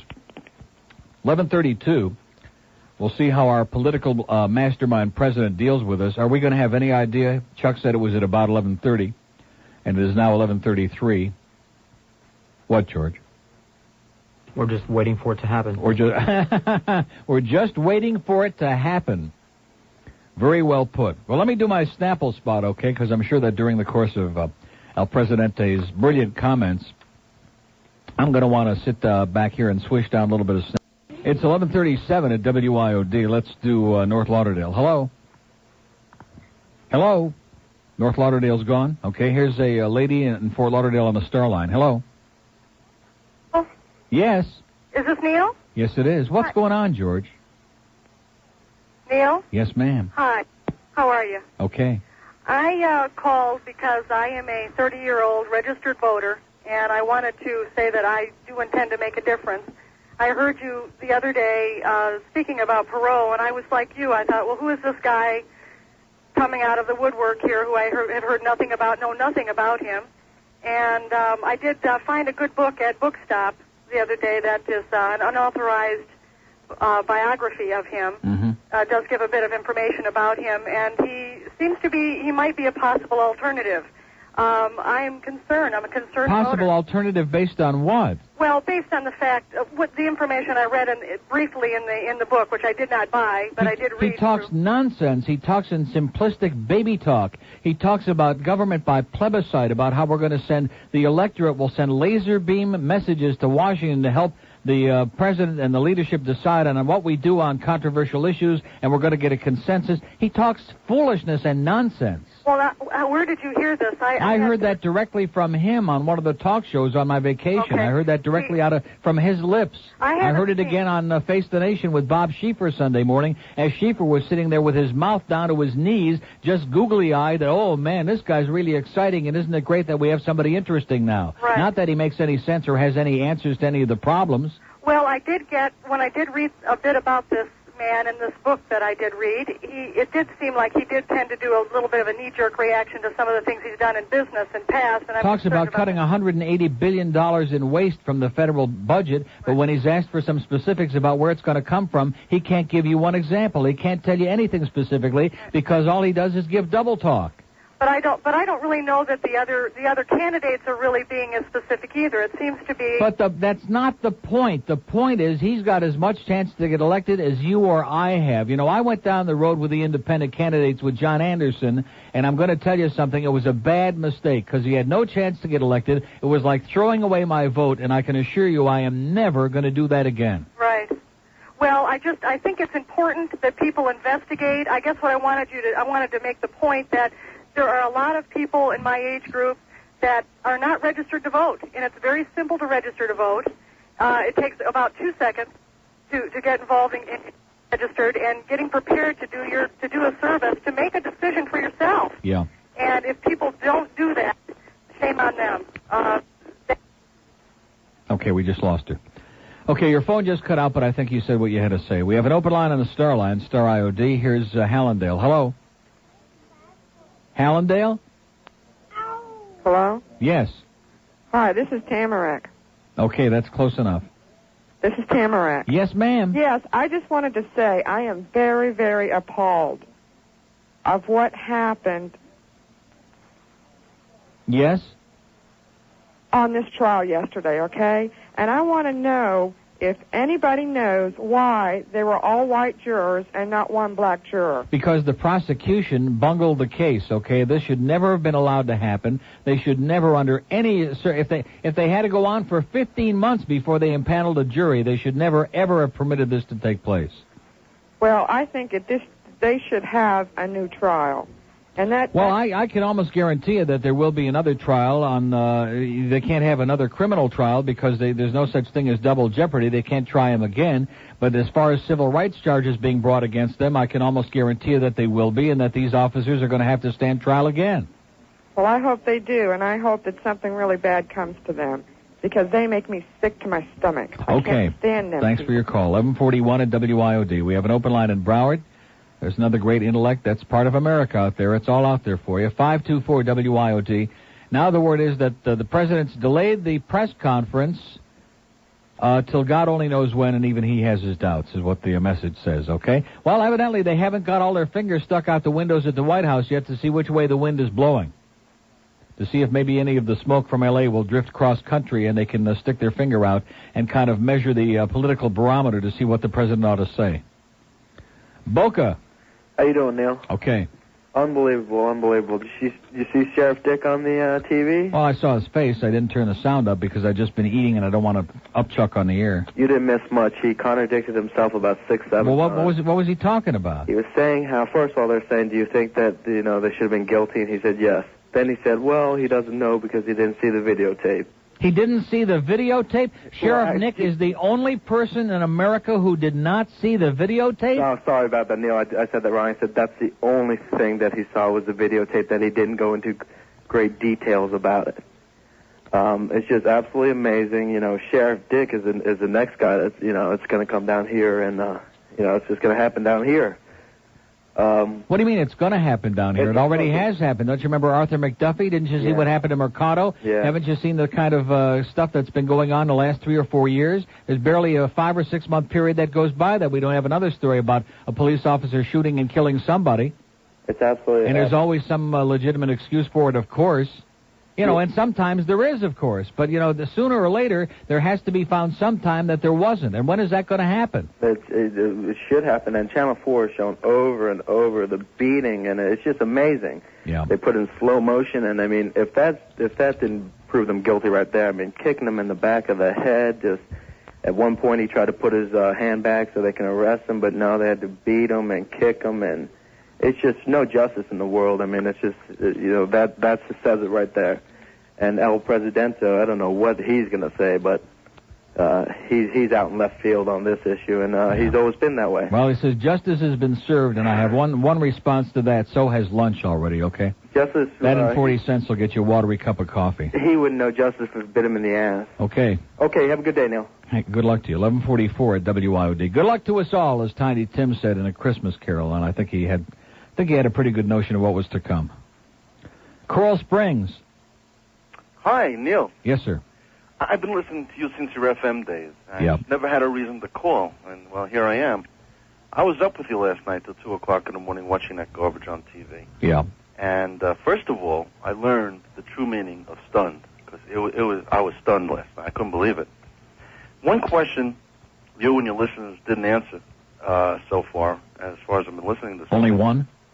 Well, one that... Solo una spina? Well, there are many questions in this world here.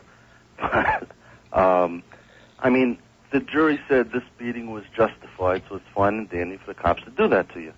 Well, how much beating is enough beating? No, if they had clubbed them another 5 or 10 times, would that have been good? No, we already came to that. Let me read that quote again from the Deputy District Attorney, Terry White. He said he had appealed to each juror to find a moment in the 81-second beating at which time they said enough is enough and anything beyond this now is excessive force.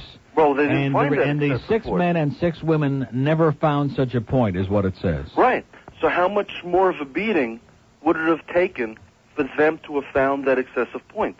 Another 20 seconds? Another 2 minutes? Another 6 hours? Yeah. I don't understand that. I mean, if I do something wrong, maybe I'm a little drunk and I'm a little bit nasty to a cop, I mean, how much are they going to beat me? I know they can beat me for 81 seconds.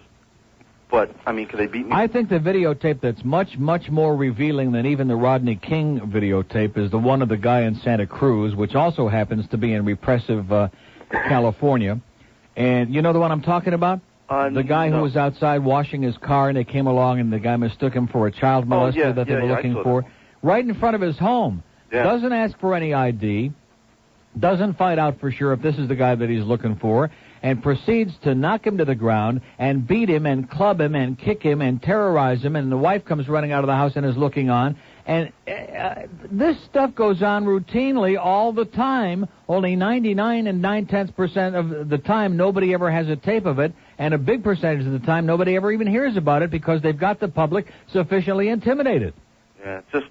I don't know. Just like with me, you know, I sit here on the air every day and speak out against the pigs and about the abuses and about what they do to the public, including this thing with Rodney King. And look what happens to me, okay? They're out there just waiting for an opportunity to look over my shoulder or find me here or in the wrong place or in the wrong spot. And let's discredit him, too. Let's smear his ass all over the place.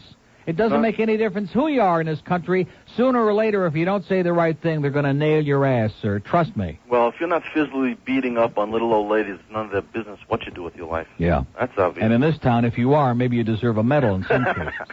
Yeah, I spent some time in Hallandale. I know what you're talking about. Meanwhile, I'm real jealous. You get your lunch served, and here I'm cutting and chopping because I have 300 pounds to lose, and I'm eating my tuna fish all by myself. Well, hey, you hang in there, sir. Believe me, I've been doing very well. And I come back from vacation feeling great, and now 3 times in one morning already, they're starting with a force-feeding crap because it's not important in life that you succeed, but that your talk host drops dead of a coronary on the air. Well, that's when we'll know how much food is too much. Exactly. At least this one will not have any gray lines in it, man. You'll know exactly which dill pickle, which pastrami sandwich was the one that was a little bit too much. Yeah, well, I want to know also, maybe you'll figure it out by 2 o'clock, how much beating is too much? How much more than 81 seconds we could have... See, I can't watch that tape anymore. I turn away from it. It's nauseating. It's just brutal. My wife is a nurse, and she can take that blood and garbage. I can't. Okay, hang in there. Thank you, sir. Stay on the wagon. Have a wonderful day. You too. 11:48, WIOD. We have an open line in Broward, 5249463. Consumer Credit Law Center has been doing so well because... 11:52 at WIOD. Let me ask you a question, Adam. Can that be felt? Oh, I'm sorry. Let's go to Kendall. Hello. Neil, how you doing? Okay. Hey, let's see. I was up all night. I work the mid shift at a business down in Homestead, bait and tackle business. I'm not going to say which one because the owner, he's a pretty good friend. But I just kind of like to share with you some of the ignorance that I witnessed, you know, earlier in the morning, because we have a TV down there, and I had it on all night.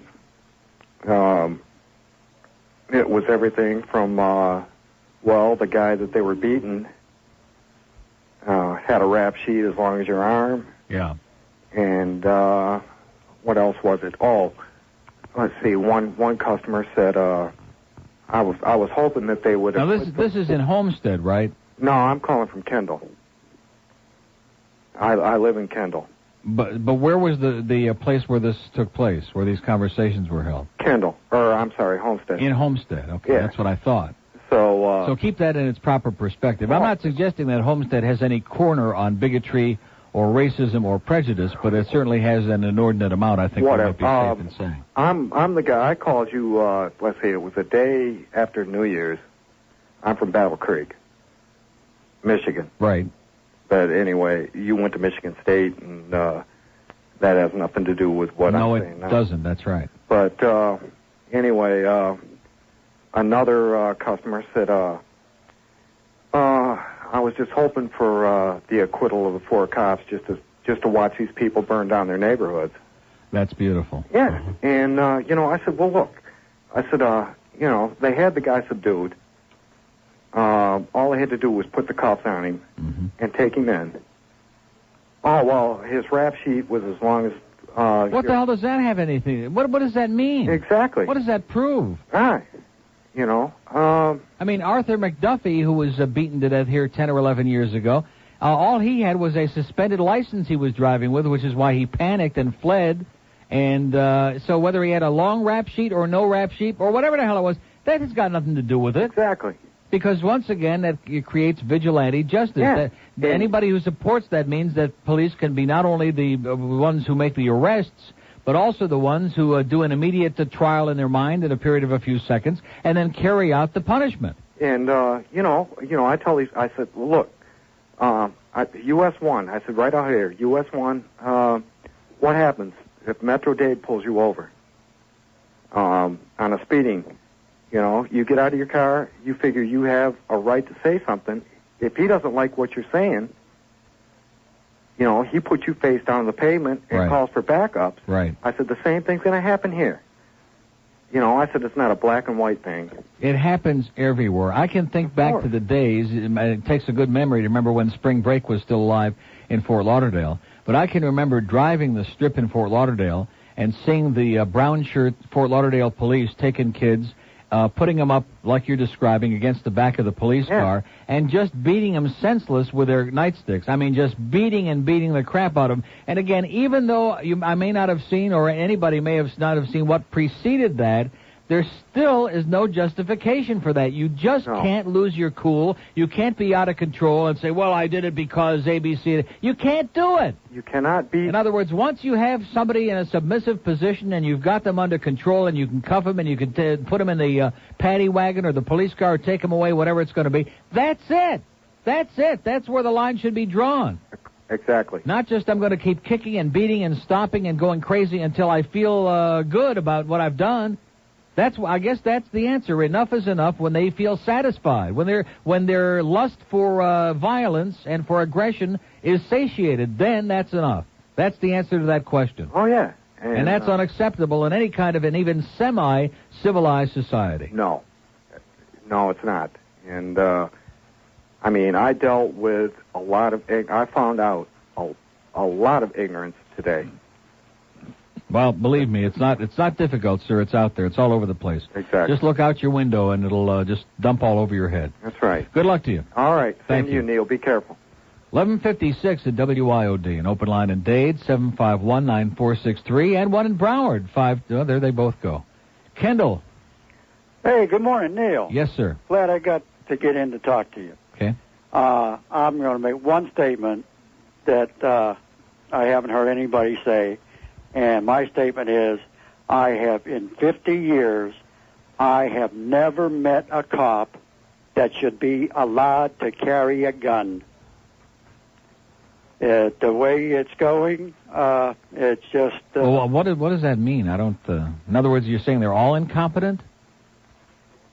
All the ones I met socially and out on the road. Years ago, I drove a van, and I got hassled in my own driveway with all the neighborhood women out. They were having coffee. Everybody was standing around having coffee while I'm surrounded in my own driveway by 6 police cars in broad daylight. And on the radio, I hear that the criminals are getting away, yet they hassled me for an hour and a half and finally wrote a ticket for defective equipment while 2 blocks away, the criminals were B&E in another place. Yeah, but those guys are probably a lot more dangerous than you were, so it was a little... Yeah, well, that's what it is. They also hassled my It's like daughter. sitting under the bushes with the radar and the VASCAR and all that stuff. That's it's not really very threatening work, especially in broad daylight. Maybe at nighttime, in some cases, it's not the most savory kind of endeavor. But broad daylight, in most cases, sitting behind a bush and pointing the gun on the street, that's not all that threatening.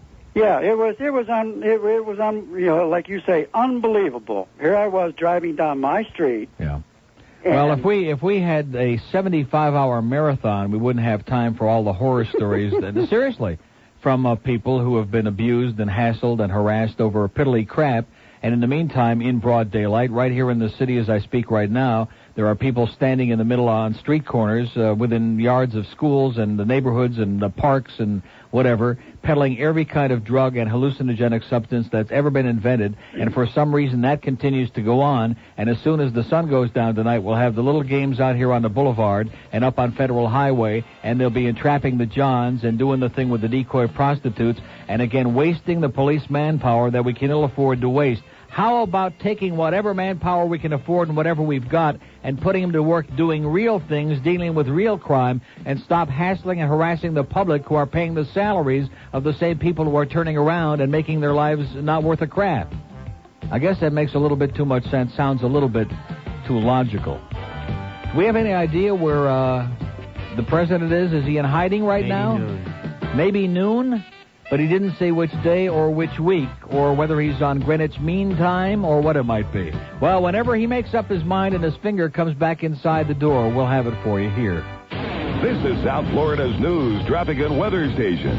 News Talk Radio, 610 WIOD. Miami, Fort Lauderdale, and the Palm Beaches. To you, Neil.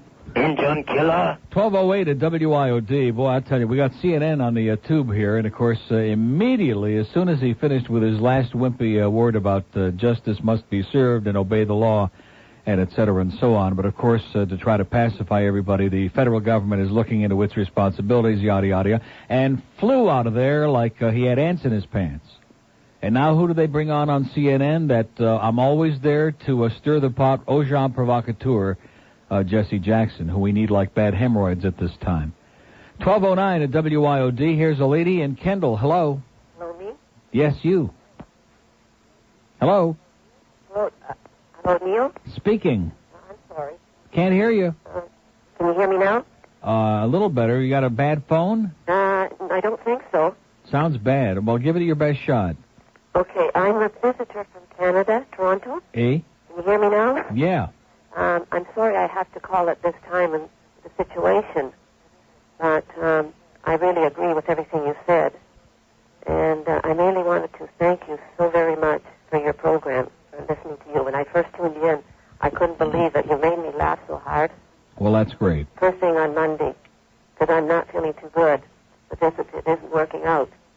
And when I heard your program, that really made my day. Well, that's great. No, I really mean it. I'm sincere about it. I really, really enjoyed you.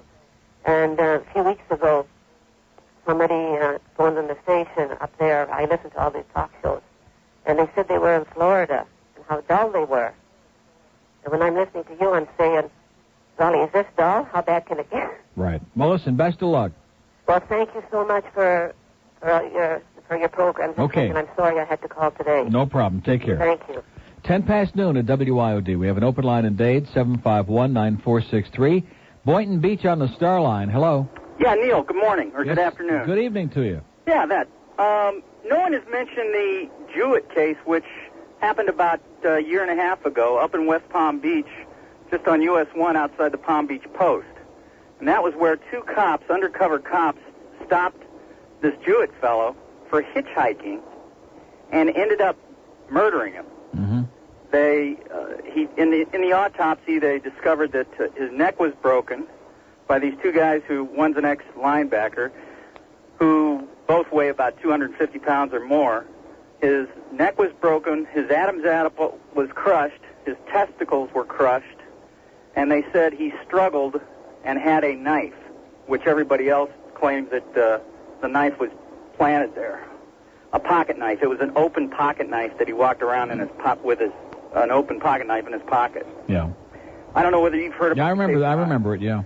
2 days ago, they announced, or the mayor of West Palm Beach gave the first payment of $400 and some odd thousand in an apology to Jewett's mother, and the total payment is going to come out to $1.25 Right.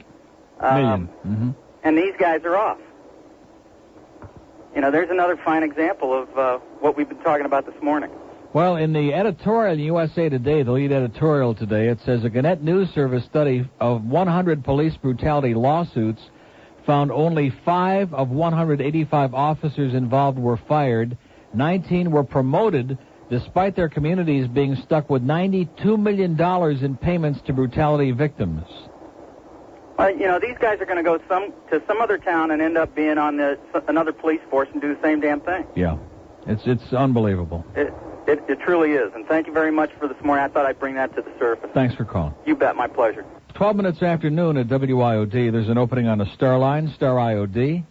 And did we have the press conference or what? It actually was almost entertaining that we had all that other mumbo-jumbo on there during that pause, because basically it was like so fast, it was like a lightning bolt, because it's obviously a politically volatile issue, and rather than face what might be some very tough questions from the media, like how are you feeling today, or something of that nature, El Presidente just did a complete 180-degree turn and flew out of there like somebody was chasing him with a broomstick. I mean, it was just absolutely incredible. And, of course, there were some very weak-kneed attempts to pacify those people who were bitterly offended by this transgression of justice.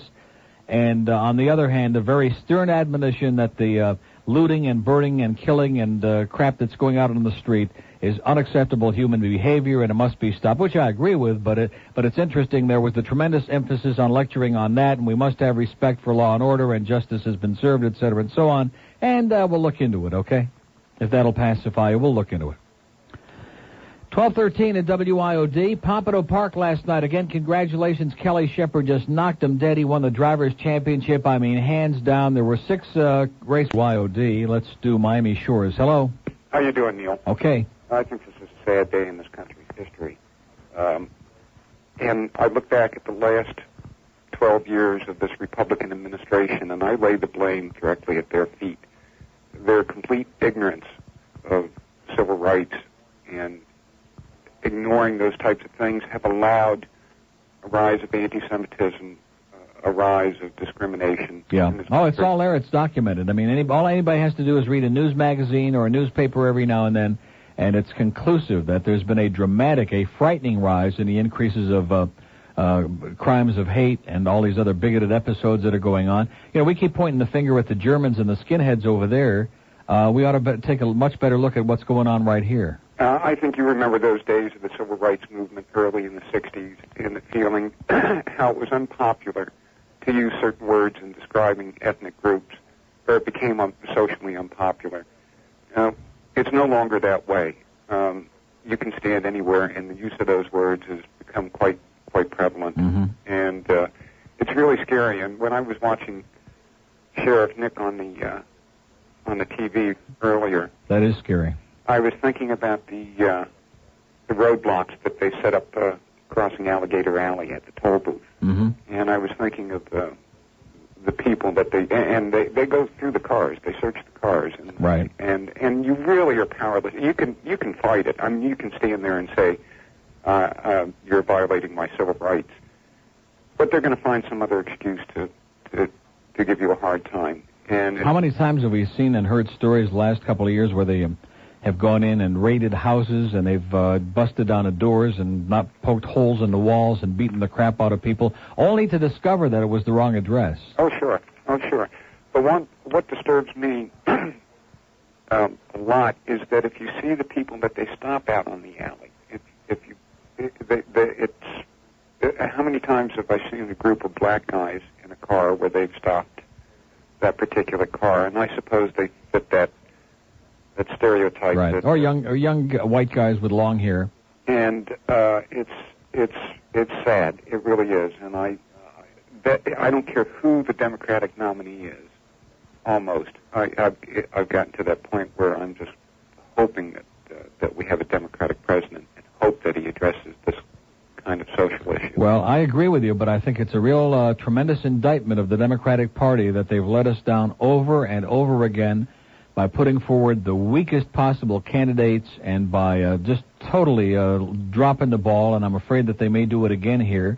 But I'll vote for Clinton come hell or high water any day of the week, if only for the purpose of just curbing this incredible, wild, headlong dash to the right and all of these efforts to try to pacify this right-wing lunatic fringe. It wasn't too many years ago when they were the lunatic fringe, when people used to laugh at them with these right-wing fundamentalist extremists, holier-than-thou hypocrites, and now they have control of the strings of government, and if they get in again, there's no telling what's going to happen. Yeah, one other thing, if I might mention also, allowing violence, encouraging violence, teaching people violence. It starts at a very early age, and if I teach my kids nothing else, I hope to teach them to turn the other cheek in the sense of walking away from it, I try to never encourage them to. I don't send them to karate school, and I don't teach them how to use a gun. I teach them to avoid it at all costs. I mean, certainly there are times where you have to protect yourself, but not. I mean, I've learned over. See, but these are things the American public collectively doesn't want to deal with any of these issues. We live in a frighteningly violent society, still with the Wild West mentality from the cowboy and Indian days, with this glorification of guns of every type, every size, every shape, every kind invented. And so long as the public continues to defend this and promote it and accept it as though this is the way things are supposed to be, it's never going to change. Yes. Never going to change. This whole society is nothing but a monument to violence. And we've been so bombarded by it that we're just desensitized. Most people are immune. I mean, even after they show you the Rodney King videotape the first 300 times, it's almost like it doesn't mean anything anymore. Well, if I called anybody, it would have been you, because I think you understand far beyond anybody else in this community exactly what the pulse of this country is and where it's headed. Yeah, well, the president's on his way out now to see if he can find the pulse somewhere. Have a good day. You too. Bye-bye. 22 past noon at WIOD. An open line in Dade, 751-9463. Pizza Trough man, Jeff at the Pizza Loft says, we're not the fastest. We're not the cheapest. We figure there will be a ripple effect on the audience with that. Oh, I'm sorry, that was a little inside joke there. 26 past noon at WIOD. That did not have to do with ripple out of a bottle, by the way, so I don't want Henry to get all excited. Did we do the press conference? Have you ever had an experience like that where you, anticipated something for a fairly good amount of time, and then it happened and it was over so fast? Yeah, I guess we've all had experiences like that. And then you think back, yeah, it did happen. Only those kind of experiences usually are good, ones that you want to savor, as opposed to the one that we just had before. That was incredible, just turns around and storms out, as in Stormtrooper. Delray Beach. Yeah. Yes. Neil? Yes, sir? Hey, how you doing, man? First-time caller. Okay, man. Listen, I want to say this first off. You were the first man in history that I know that felt the same way that I did about the dictatorship in this country. Police state. Okay? I thought I was the only one in the world that thought that way. No way. You know? At least there are two of us paying attention anyway. I'm telling you. I can't hardly hear you because it's got a bad connection. That's why I'm talking loud. Am okay. I talking too loud? I'll talk loud too, okay? Oh, okay. How's that? That's a little bit better. Okay, how's this? I can't hardly hear you. Okay. I won't waste my time then. All right. Look, Neil. Hello? Yeah, I'm here. Oh, okay. Listen, I could be wrong, but maybe you're the man that can tell me whether I'm right or not. Now, these jurors knew or should have figured what kind of implications would come in with the decision that they made. Yes, and let me mention it again. I don't want to get anybody hysterical, but I will say it again in case people aren't aware of it, that they decided on acquittal in the first day. One day. Right. And the only reason it took all the other time was because they got hung up and it wound up as a mistrial in one charge of one of the 4 officers for excessive force. But other than that, in less than a day, they decided that all of these guys were not guilty. Right. Well, what Which I'm is saying shocking. is they knew the implications Right. of their decision. Well, you would hope so. And these officers that were on TV right after they were coming out of court, they knew the implications or possibility of an implication with their faces on the TV right after they come out of the courtroom. Mm-hmm. So you're saying that So there might what have I'm been, trying there to might say- just have been a wee bit of an intimidation factor, is what you're saying. Well, what I'm trying to say is this. In your opinion, is there any way possible that the jurors and the 2 officers that were on TV, could they possibly be charged with incitement to riot? No. They can't be. No. Okay. I've been wrong before. No, how can they be charged with incitement to riot? All they did was, even though they did it pathetically and erroneously, they did their job. They went out, they deliberated, they came back, they brought back a horrendous verdict, and whether you like it or not, you can't use that to justify the kind of aberrant behavior that's going on in the streets again for the umpteenth time. I mean, this kind of thing has been repeated over and over again here and in Watts and in Newark and in Detroit and in Chicago and in just about every major city in this country, and it not only doesn't accomplish anything, it is just absolutely, totally unacceptable behavior. Well, it is unacceptable. And not to mention how destructive it is within people's own community. It accomplishes nothing. Well, that's true, too, because they should have went downtown and, tore up something where it would Yeah, really they make should have gone and torn something up. Okay, have a wonderful day. And by the way, they did set fires in downtown Los Angeles. If you were up watching last night, they spread it around. Totally unacceptable. 11 people already are dead, hundreds injured, who knows how many millions. And as I was sitting watching that stuff last night, having spent a considerable amount of time on and off in Los Angeles, in fact, the last time I was there, I remember it very vividly, driving on the Santa Monica Freeway and looking around, and in the middle of the day at noon on a Sunday, and you couldn't see the buildings. I mean, until you were just like right up on top of them, they were right next to where you were on the freeway. You couldn't see them. And then as you came toward the big Hollywood Hills, you couldn't see the Hollywood Hills sign. I remember trying to show somebody the sign, and the only problem was you couldn't read it because you couldn't see it. And I'm sitting there watching all of these flames and the smoke and this crab billowing up into the air, and I'm thinking to myself, boy, if there's any city in America that can ill afford to have any more pollution spewed into the air, this is the one. And look at that. Isn't that something? There's Daryl Gates. They're taking the feed on CNN from KTLA, Channel 5 in Los Angeles. And now my lunch is starting to back up a little bit. Fort Lauderdale, hello. Neil. Yes, sir. How are you? Okay. I'll tell you what really gets me is when you get guys like Mr. Ego, you get Roy Black, and all the other people are saying, well, you people have only seen 90 seconds of the video. These jurors have seen 3 months of all this, and they made the right decision and let justice... Sir, can I say something to you? I can't believe they're saying Can I say something to you? I have in front of me, and I have no idea where we got this from, I have in front of me a copy of a memo. I don't ordinarily publicize the light bulb because if you could see the book, most of the day they have like 0.3s and 0.6, and when Mr. Ego is on like 0.9s and 0.8s. So they're not even a factor. The listening audience is so minuscule it doesn't bear responding to. However, I have in my hand here a copy of a memo from Nick Lawrence, assignment editor, Ray Rodney King verdict. It says, all talk hosts Steve Kane and Rick Siderman, no, wait a minute, it says, all today, talk hosts Steve Kane and Rick Siderman will defend the police's acquittal. Steve and Rick will show support for the police. They will take calls and interview guests throughout the day. All media welcome. Oh, I see. This was sent to somebody at, I don't want to say next door at Channel 7.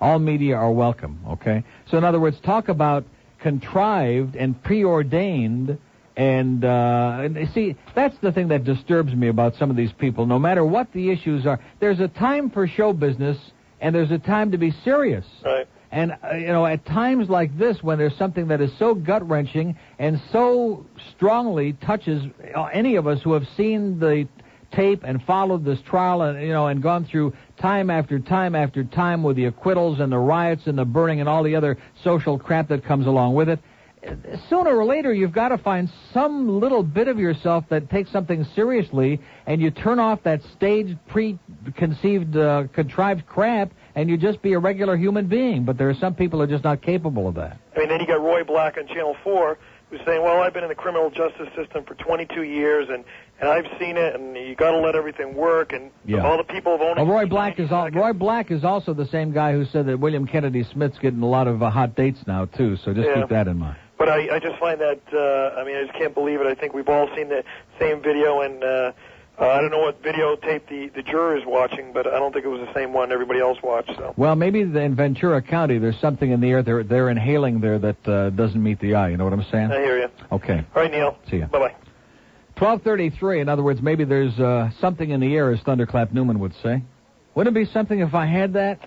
It's funny that Suds did me a pretty big favor when he actually screwed up all my carts, because I found things I didn't even know were there.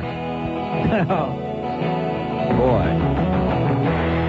If I were on Zeta, I guess we could put this on an endless loop and play it 24 hours a day now.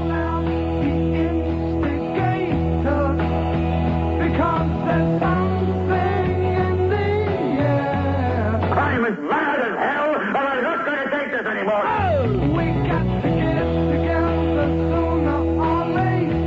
Anyway, it's 12:34 at WIOD. Pembroke Pines, hello. Hello, Neil. Yes, sir. Hi. I would say Buenos Tardes, but it's not a very not a good good day. one. It's a very depressing, the day of infamy. gut-twisting, crappy day. Yes, it is. And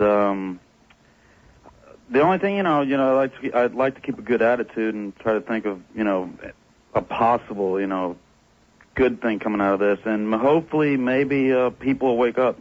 Oh, I was just thinking that before you said that maybe this is what it's going to take, and maybe this won't even get the job done because the people but maybe this will be the straw that broke the camel's back, because the public is angry. They don't know exactly what they're angry at, but they know they're being screwed. They know they haven't got any money. They can't get a job. They're just getting it on all fronts.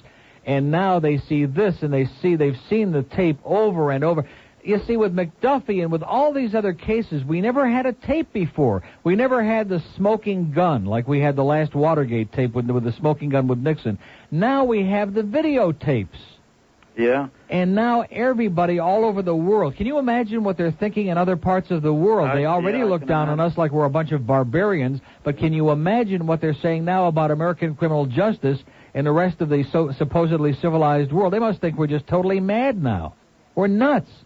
We are, and it's terrible. Right. It's unbelievable that could happen. And all right, enough of that. But what I was going to say is that Nick, Sheriff Nick, he wasn't only on television today. Well, I'm sure he's finding some good media he was the guest photo host at opportunities. Y100. Yeah. I woke up. I had a nightmare last night. I had a bad enough night as it was. He was on Y100. Yeah, he was the guest speaker on Y100. I don't listen to Y100, but my wife. There's one question that immediately comes to mind, and that is why. Yeah, well, 100 reasons not to, whatever. Boy. But see, my wife listens to it. The alarm went off, and it was like my nightmare just blew into, and then it continued when I woke up. Because he was the guest on 100. Anyways, well. Well, we sure know that he's not a media hound and that they exaggerated on 60 Minutes, and he's just a good, upstanding elected official trying to enforce the law and trying to do his job, slovenly as it may be. Yeah. Screw him. And I love his accent, too. Okay. Have a great day. All right, bye. Put him back on the boat. 12:36 at WIOD. We have an open line in Broward. 524. We need Hyman Roth back is what we need. I'll tell you that right now. You laugh. I'm telling you, man. So maybe Mario does have some connection somewhere in the family. There's a crooked nose. Good. At least he knows which numbers to call. Boy, the Democratic Party has let down the American public to such a degree that they're now even grasping at straws with little Yahoo weasels like Ross Perot. Anybody. Just anybody. Give us somebody. We don't care who it is. Anybody who's different. Anybody who isn't part of the same rubber stamp, establishment, money-sucking, public-screwing bunch of crooks. Anybody, please. And we can't find anybody. And then, of course, we turn around and our good friends in the media who are busy doing heavy-duty hallucinogens themselves are real worried about who slept with this one and did he inhale or did he exhale and did she swallow or not. That's what the media is all excited about. 23 till 1 at WIOD. Here for the 90s for you guys.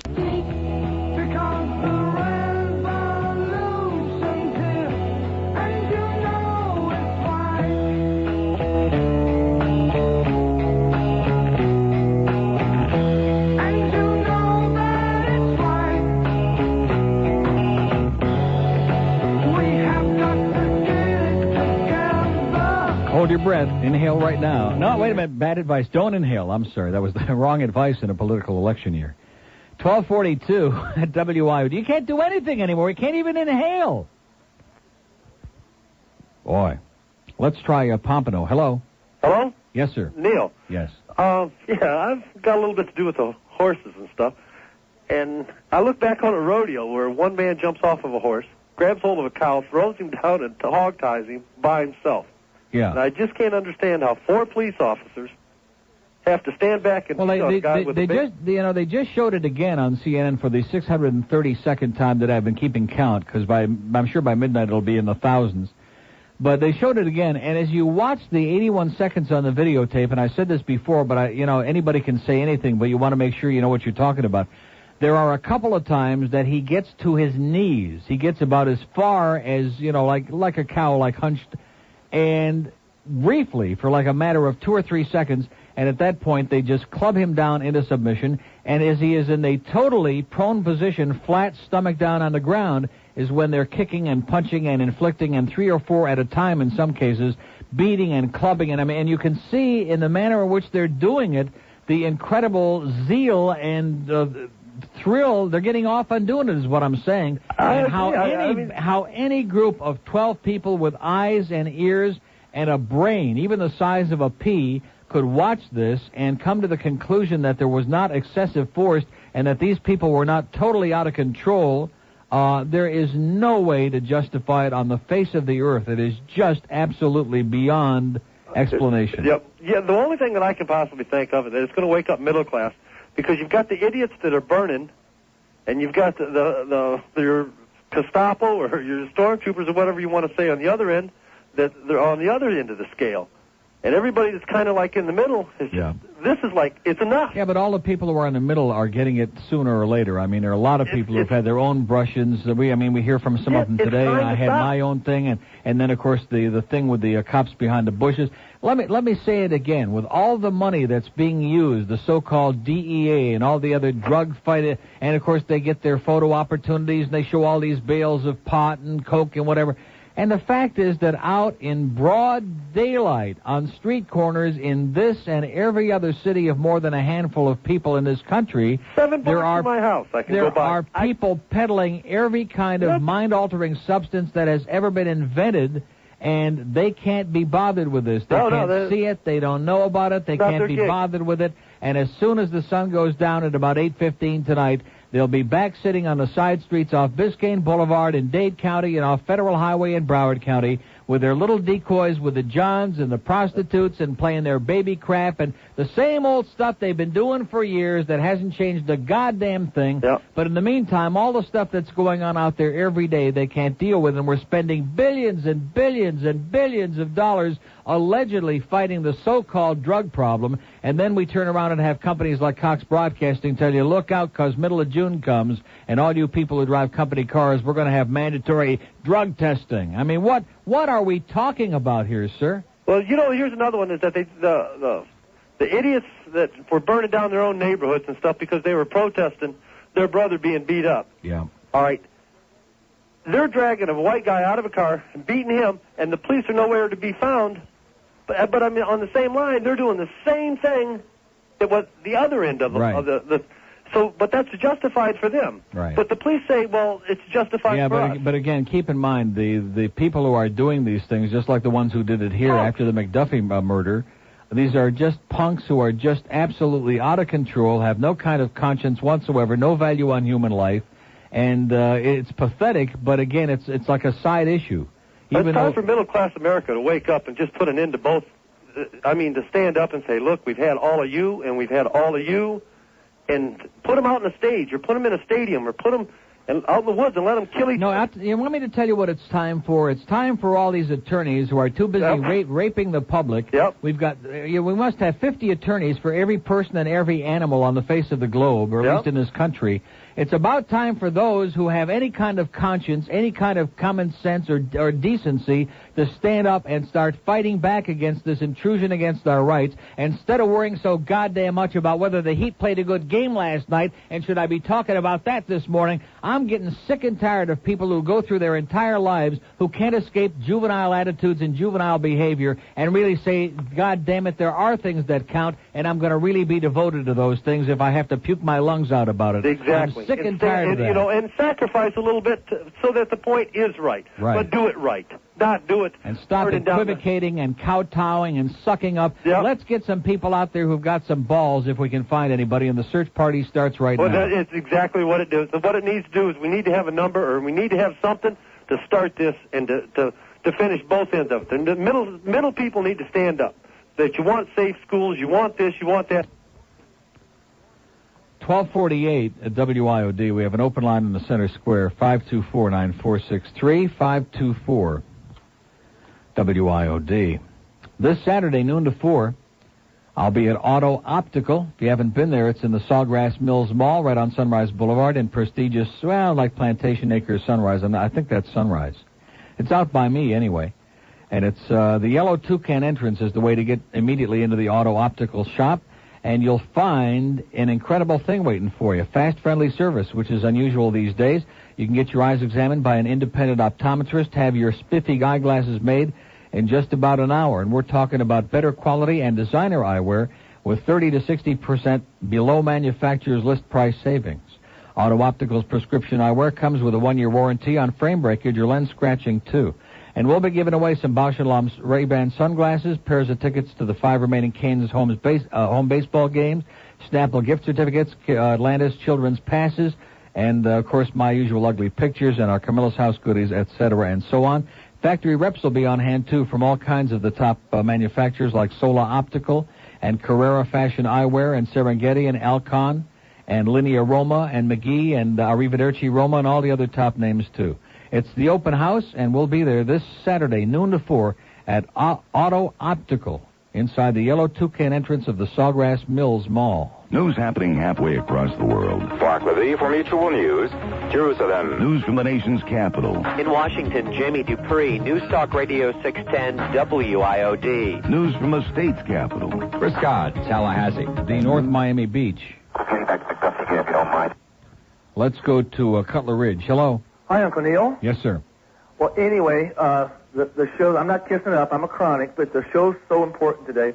It's taken on religious and political overtones. It's just unbelievable. Religious overtones? Even almost religious. It's so important. The last time I had a winner in a presidential election, it was Jimmy Carter, and God, let's get a Democrat in there. And that was nothing to write home about.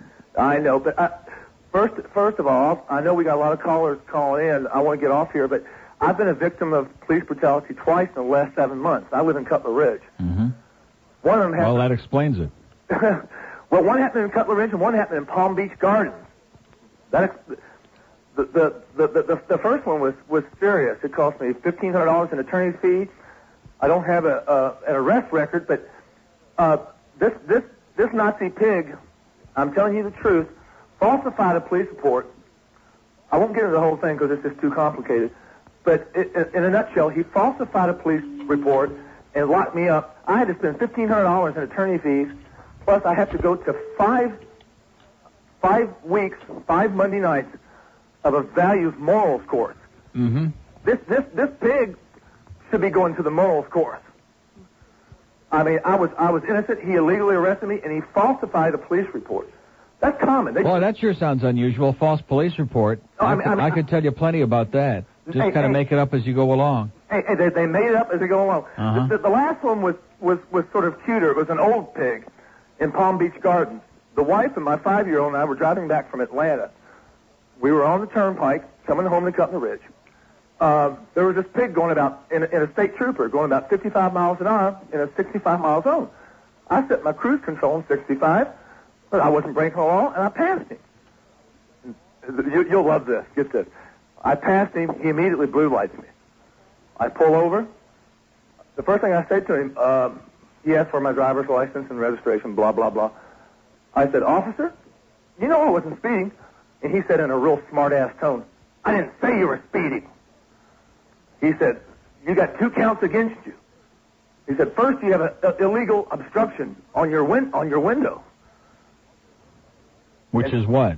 You know what that illegal obstruction on my car window was? That's what I just asked. It was an unbelievable Neil Rogers bumper sticker. Oh, well, that's it. You should get 20 years then. I think that explains it. This pig didn't like my Uncle Neil. Yeah. And he said, also, you don't have a seatbelt on.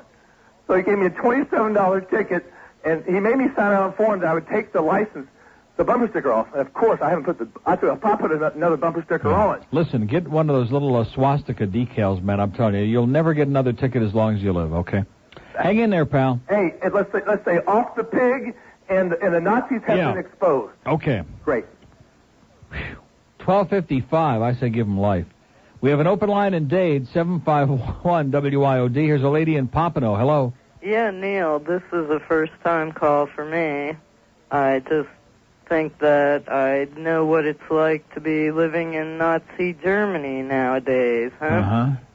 It just is really frightening that there is no check on the authority in this country like that. I don't know what the jurors were thinking when they did that. Well, maybe they weren't. Yeah. Maybe they had an important lunch date. Maybe they were afraid of getting pulled over, too. Yeah. I don't know. Okay, well, thanks so much for your articulate response. Let's go to Little Havana. Hello. Hey, Neil. Yes. Well, first of all, you're right about, there comes a time for show business and then one for being serious. Right. That's not why I'm going to give you my fake accent and how are you, my gringo friend? And, okay. And all that. You know who it is now. Right. Are we treating this as 2 separate issues, or one, the beating and subsequent verdict on Rodney King and the rioting going on? It's got to be 2 separate issues because there are, the people who are doing the rioting for the most part are not people who really have any great philosophical feeling about the real issues at hand. They're just a bunch of aberrant punks who seize upon the opportunity, just like the ones we have in this community, and wait for something like this. In fact, they probably just sit waiting for the time that they know that we're going to get a verdict, at which point, if it doesn't come out the way that their community doesn't like it, they seize upon that to unleash their madness. Now, that's a separate issue, and I can't believe that anybody except the most irresponsible advocates of violence and civil disobedience could possibly condone that activity. It's just not acceptable. But again, it's a totally separate issue. No, you're right. There are 2 issues, and I don't condone that either. I've always sort of followed Gandhi's passive resistance philosophy. Although paradoxically, I've seen in having lived for 35 years that passive resistance changes very little or nothing. Well, burning down your own neighborhood changes a lot, but it's all negative. It doesn't change anything in a positive way, and it's been done over. It's like neurotic repetition. It keeps being done over and over and over again. And here in 1967, they had the riots in Detroit. It is now 25 years later, and there are still significantly large neighborhoods, because I've been back there, that are still boarded up, and it's like they disappeared, like they were just eradicated, never to be born again. It's just like they murdered parts of the city. So it accomplishes absolutely nothing in a positive way. But you look at the last 35 years of Cuba, and isn't that an example of a place that has incurred no violence of its people in a act of overthrowing, and that's why it's still where it is? I don't understand. It seems to me that they overthrew the government and Batista ran for the hills, and that's how Castro got in the first place. So, if you're suggesting that totalitarian government is what we, Well, no, but the overthrowing of Batista was a violent act. Yes. They have not done any violent acts against Castro. Have they? Well, they don't have the opportunity. He's got all the weapons, and they've got, a big mouth, and that's about it. Violent and if they use too big of a mouth, he makes them an offer they can't refuse. No, that's true, but violence sometimes comes from the soul of the people. Yeah, but, if you're suggesting we're going to have another American Revolution, it isn't going to happen, sir. It's not going to happen. Well, when you start off from when anybody you're very little, anybody remember Kent State, by the way? Yes. Yeah. Yes. It's not going to happen. But at times, and I'm not for, see, I don't want to sound that I'm for the Because violence. as of this point, since it is an election year, as of this moment, I can't speak for, a week from Thursday, but as of this moment, we still have the opportunity at the ballot box to make a very loud noise and to send a message and to get these bastards out and to stop the erosion and the dissolution of all of our freedoms and the turning back of the clock to the dark ages. And so while we still have that ability, let's do it. Lastly, sometimes you got to hit the bully back, though. Meaning what? What does it mean? Well, society behavior starts from individual behavior as one person, and when we accept abuses upon ourselves, like either a wife being abused by her husband or a child being abused by another bully, and you exhaust... Okay, well, I'll tell you what. You go first, and we'll follow, okay? We'll watch and see what happens. We'll be back after the 1 o'clock news. Rick and Suds at 2. 610 WIOD presents the Neil Rogers Show. To get in touch and talk with Neil, dial 751-WIOD from Dade. In Broward, it's 524-WIOD. Outside the 305 area code, toll free, 1-800-944-WIOD. And Bell South Mobility customers make a free call by dialing Star IOD. The opinions expressed by the guests, hosts, or callers are not necessarily those of this station. Now, here's Neil Rogers on News Talk Radio, 610. WIOD. No, I don't listen to the 1 to 2 hour. It wouldn't be prudent at this time.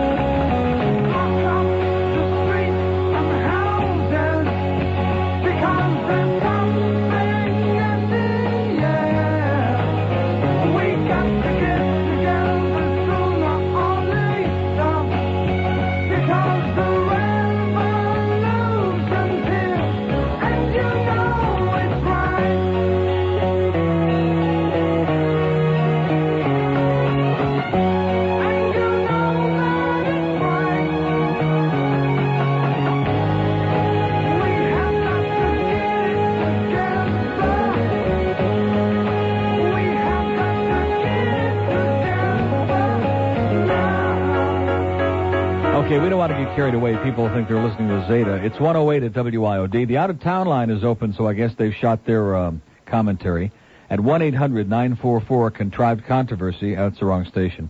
1-800-944-WIOD.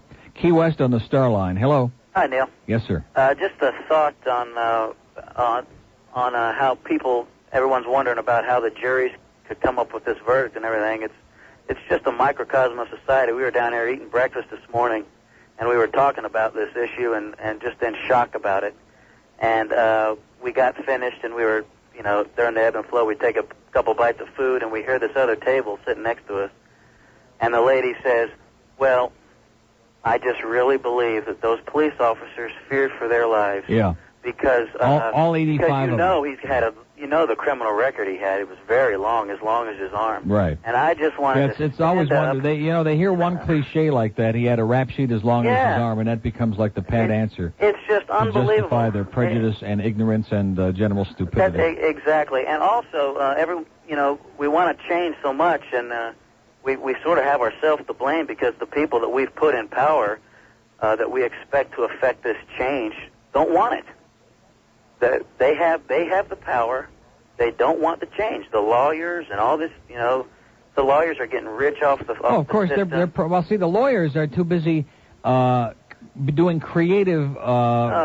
Creative law, creating things like kids suing their parents for parental malpractice and all these other things. Where the neighbor sues the next door neighbor because he looks ugly, and I mean, they're creating ways to make money as opposed to worrying about defending the freedoms. See, once you lose your freedoms, then nothing else, whether it's the economy or the environment or nothing else means anything because you're totally empowered to do anything about any of those other things anyway. That's exactly So the right. only things that really count first and foremost and above everything else are your individual freedoms. And, man, every minute of every day that goes by, we're losing them. Exactly. And then these people that just stick their heads in the sand, it doesn't affect them unless it, like you said before, it just drops right in their living room. Well, here it is. It's in all our living rooms now. Yeah. And we've got ourselves to blame. That's all I've got to say. Okay, thanks for calling. 1:10 at WIOD. The star line is open, star IOD. Let's do Hollywood. Hello? Hello? Yes. I'd like to go into how far this has gone. Last night, you know that the Congress voted to let the Justice Department have the bank records. Right. Originally, when the Justice Department asked for it, all of Congress said no, both Democrats and Republicans. Yeah, but now they're all shaking in their boots, and they want to at least give a cosmetic appearance of, oh, yes, we want to be forthright and honest, and here it all is, right. And what we does have nothing the to Justice hide. Department want it for? Kiting checks. There's no way in the world, if they audit them, they can find anything about kiting checks. They can put it together and fish and fish. Well, so what does that mean, sir? What does that have to do with the price of rice? What is that? Because originally Congress said no, they're not entitled to these things. Yeah. And they were. Okay, well, thank you so much, because it obviously has a great deal to do with our freedoms and with the issues we're talking about. It's 11 after 1 at WIOD. We have an open line in Broward, 524-9463. 524-WIOD, George.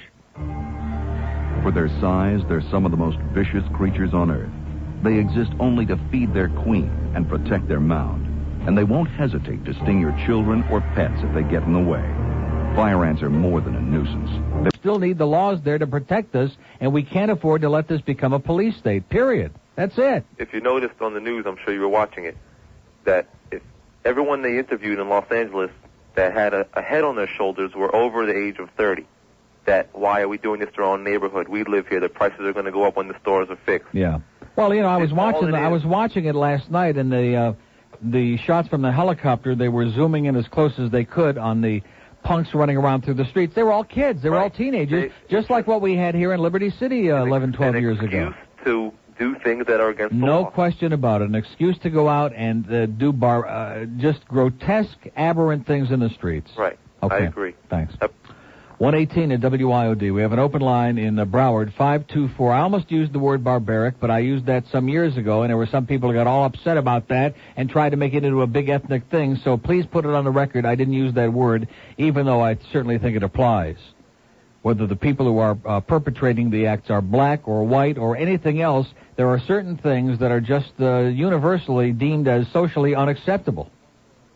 And burning down one's own neighborhood and gouging people's brains out and doing these types of things is an unacceptable response to an unacceptable act of law, okay? Here's a lady in Hallandale. Hi, I'm Hi. a lady, and I guess I'm as old as you are. Does that put me in the Methuselah boat? No, not in this town. We're just teenagers here. Well, I do know that I've lived long enough to learn that seeing is no longer believing. Right. And a picture is no longer worth 1,000 words. Right. All those little cliches. Well, one of the jurors says that it's very obvious if you watch the tape that Rodney King was in control of the situation at all times. Now, I don't know whether the guy wants to, go and do a stand-up comedy routine at one of those comedy clubs. Maybe he can go on the Alex Bennett show in San Francisco and do some stand-up comedy. But, what kind of a statement is that? How can you be in control of the situation when you're surrounded by half a dozen armed officers with guns and clubs and every other kind of weapon at their disposal, and you're down on the ground staggering around on your knees and mostly in the prone position? Well, how does that put you in control? Well, that's because the Holocaust didn't really happen either. Right. Haven't you heard that one? Right, oh yeah. But the thing that concerns me is what's going on in L.A. right now. Now, you would think these people like good old Jesse Jackson and the responsible people in that community there... Well, who said Jesse Jackson was responsible? Okay. He's nothing but a political opportunist and a professional troublemaker who's always there in a moment's notice to stir up a bunch of crap. That's his area of expertise. Well, they must have known Plus, that... he never met a dictator he didn't like, so what does that tell you? Well, I don't know what he tells me. He tells me something different every time. But the thing is, I think a lot could have been done to prevent what's going on in L.A. right now. And I think that the powers that be are using what's going on in L.A. right now to somehow justify this unjustifiable verdict that this jury has brought down. Well, that isn't going to wash. Nobody's going to buy that. The only people, no, they're not. The only people who are going to buy into that are the ones who agreed with the verdict in the first place. That handful of people whose bigotry is so tremendous that they can't see Rodney King as a human being. They just see him as another black criminal with a long rap sheet and a dangerous threat to and all this other crap. And so all this other stuff just reinforces it in their minds. Well, I see it that the community people there should have been out in the streets, mobilizing, trying to... Well, how many have they got? I mean, I was watching, they were talking to the people at the LAPD Central Headquarters last night, and they had like 600 cops or something like that. And Los Angeles is a city of like 10, 12 million people. It's like New York, and more spread out, even bigger. How in the world could they... And as they were showing you the fires from the helicopter on KTLA last night, I was watching on the satellite, as they were showing one fire, and the fire trucks would get there, and the police, and they'd be battling one enormous blaze, and like 3 blocks away, here another one would start. And before they even had an opportunity to see it, because they're on the ground, and we were watching by air, before they even have an opportunity to see it, the thing is out of control, and the smoke is billowing. I mean, it's just lucky that it didn't go far beyond that. Because the potential there is just unlimited in a city of that size. It's just that the verdict, I mean, just took me by such surprise, and it's taken the world by surprise. Yeah, it's like somebody reached in and tore your intestines out and leave you so speechless that you just don't even know how to react anymore. I know. Generally, I'm too shy to call you because I'm afraid to risk sounding like a fool on the radio. Not but at all. Today I was so angry that I must have dialed you a million times. Well, I'm glad you did. And one other point. Yeah. It says to these people who walk around with their little video cameras, don't you dare try to record anything that we're doing that might be bad, because it's not going to work. It's not going to work. We're going to take whatever evidence you have against us, meaning the police, and we're just going to twist it around with our words and our defense attorneys, and no matter what you do, you're just up against a stone wall. Don't confuse the jury with the facts. Okay. Okay, have a good day. You too. 122 at WIOD, an open line in Broward, 524. Toyota of Hollywood extends an invitation to intelligent car buyers, people who can... Yes? How are you? Okay. Hey, I just wanted to share something with you and your readers. You knew I lived in Los Angeles. Remember that? Yeah. Okay, well, when I lived out there, I was a student going to school. I had a car that had Florida plates, tinted windows, little Honda Civic. I got stopped by the LAPD once for running a red light. Yeah. Basically what happened in a nutshell is that I almost got shot at because they thought I was going to jump out of the car with an Uzi and Miami Vice music blaring in the background. Mm. And, well, if you were playing Miami Vice music in the background, you probably should have been shot.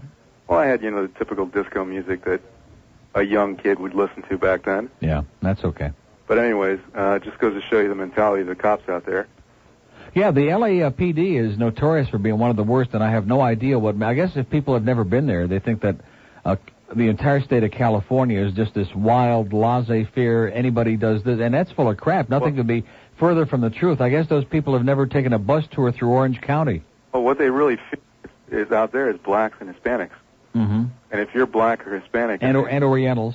Yeah, and Orientals in some way, but mostly blacks and Hispanics. So if you're any of those categories, you're in trouble. Yeah.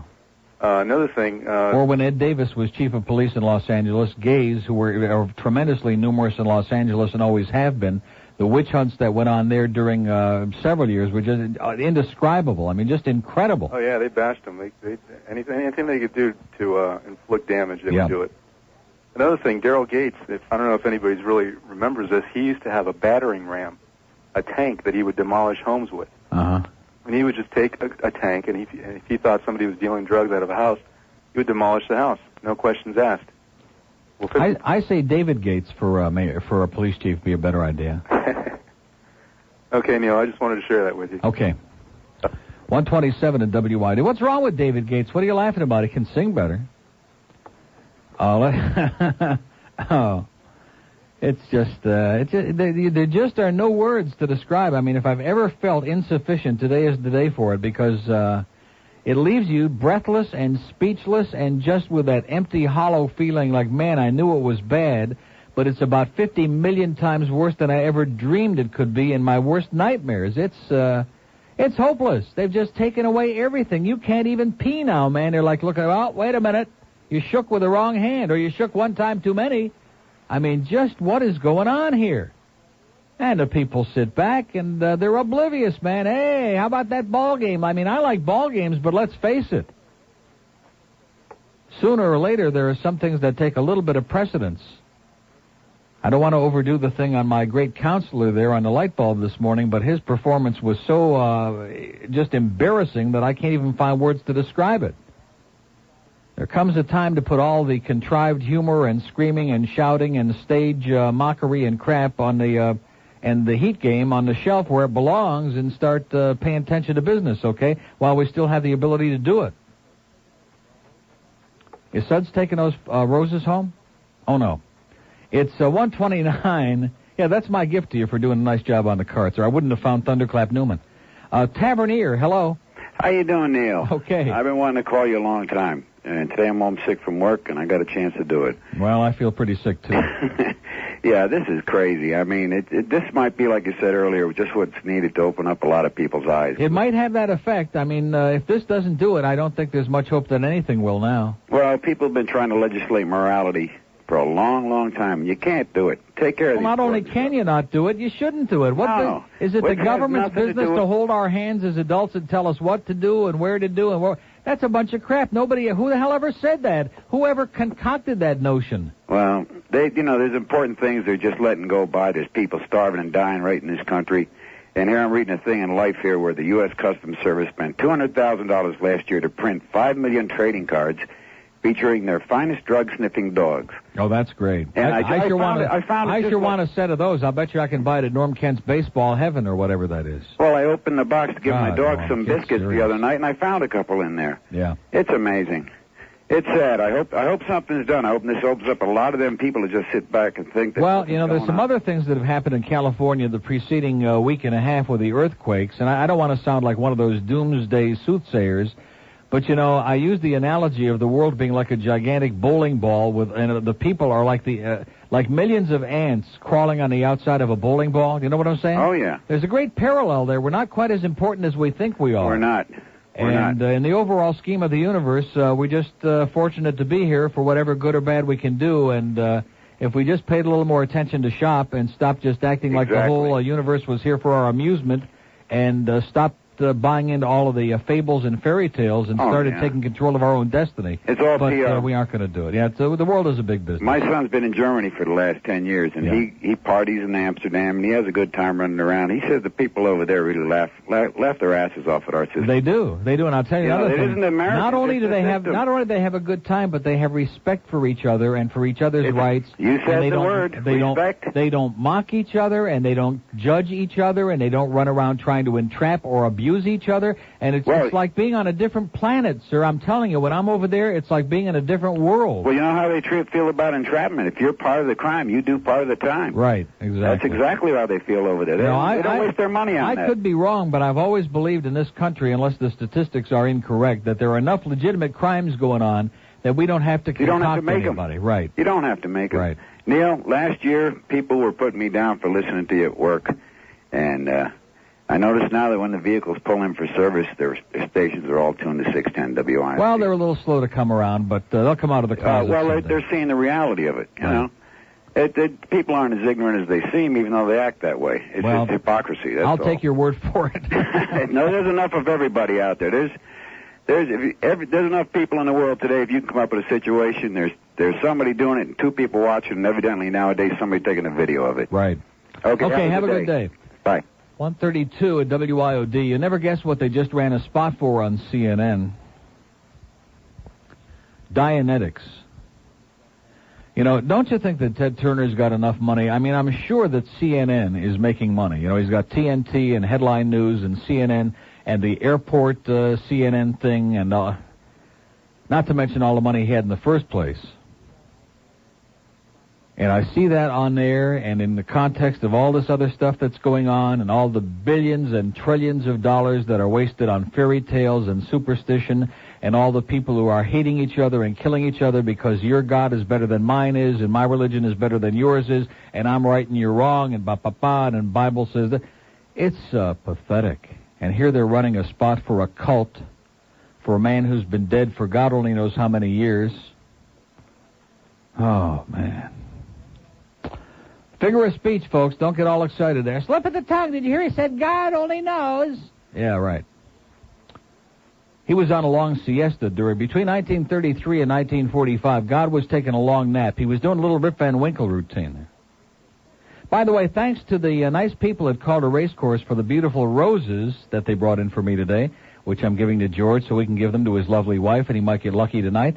But anyway, the reason for the roses, of course, is because the run for the... Now, is Dave going to call us tomorrow, I'm sure?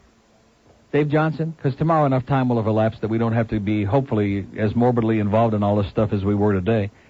But we'll have the whole rundown on the Derby. Some experts are calling that French horse Arazi a super horse. The next secretary... You know how they have that thing on the weather forecast about the air quality now? What do you think it is in L.A. right about now at 1:30? Let's see, it's 10:37 in the morning out there. It's in the minus column. Like I said, they've already got all that smog and that pollution and that pukey, gray, gross air, and you can't see, some days you can't see it all. 3-hour delays at the airport because of smoke. 3-hour delays at the airport because of smoke. It almost takes you back to the Gulf War when the maniac was setting all the oil fields on fire and all that crap was billowing up in the air and putting all that, it's just amazing. 1:38 at WIOD. Here's a lady in Miami. Hello. Hello. Hi. I'm an attorney, and I'm a female, so I thought I'd kill a couple of birds with one stone. Okay. I'm representing a young man who your station has covered the story of, who's in a coma due to a police chokehold, Antonio Edwards. You may have heard of this one. And I wanted to, I guess, commend your listeners for the degree of intelligence they've exhibited in the calls they've made. It's very surprising that people aren't talking more about the fact that it's just us middle Americans who do make up the juries, who do vote, as this jury so wrongly did. But you all have to understand, too, that in trying to prosecute a case like this, we're doing it civilly. We're suing the city of Miami and the police. Right. We're trying to fight the government. And part of the complaints that should be made when people hear about these kind of abuses should be against the offices of Janet Reno and the U.S. Attorney's Office. We've been trying for 4 months to get Reno to prosecute the police officers who put this client of mine in a coma. And nothing's been done. This happened January 3rd, the same day that Officer Bauer was shot. You remember that? Right. They have not only caught the suspects, but prosecuted it. They indicted it, and they're prosecuting those suspects. In our case, we're falling upon deaf ears in our complaints against officers who, in front of 20 to 40 people, put a man on the ground in handcuffs, hog-tied him, and apparently choked him into a coma. And I think that complaints need to be made by the citizens to the authorities. If somebody wants something done, they have to realize there's a process that is being abused by the government. Right. Well, the problem is people get angry about the wrong things, and unless something hits them right on the shoulder, or a member of their family or their neighbor or somebody they know, once in a while they'll make a little outcry, and they just don't care enough to send their very best, if you know what I'm saying. Well, their energies are, for the most part, put in the wrong directions. I think, though, that the kind of callers you've had should think really hard about this experience when they're next called for jury duty. Yeah. You know how many people try to get out of jury duty? Right. These are the citizens who should be there and should be listening to the facts and not turning a blind eye to this system. Right. Okay, good luck. Thank you. Thanks. Makes me think of that punk that called in the station. I don't want to get into a big thing with Rick and Suds about that, because I already expressed my views, and he called the show one time, and I hung up on him faster than you can say douchebag, who was involved in that jury up in Palm Beach County, and then they finally had to declare a mistrial, and this punk is maybe go to jail for a year or two or whatever. It's not a joke. I mean, anytime there's a trial, there's a reason for it, okay? And somebody's ass is on the line, or somebody's future is on, whatever the hell it might be.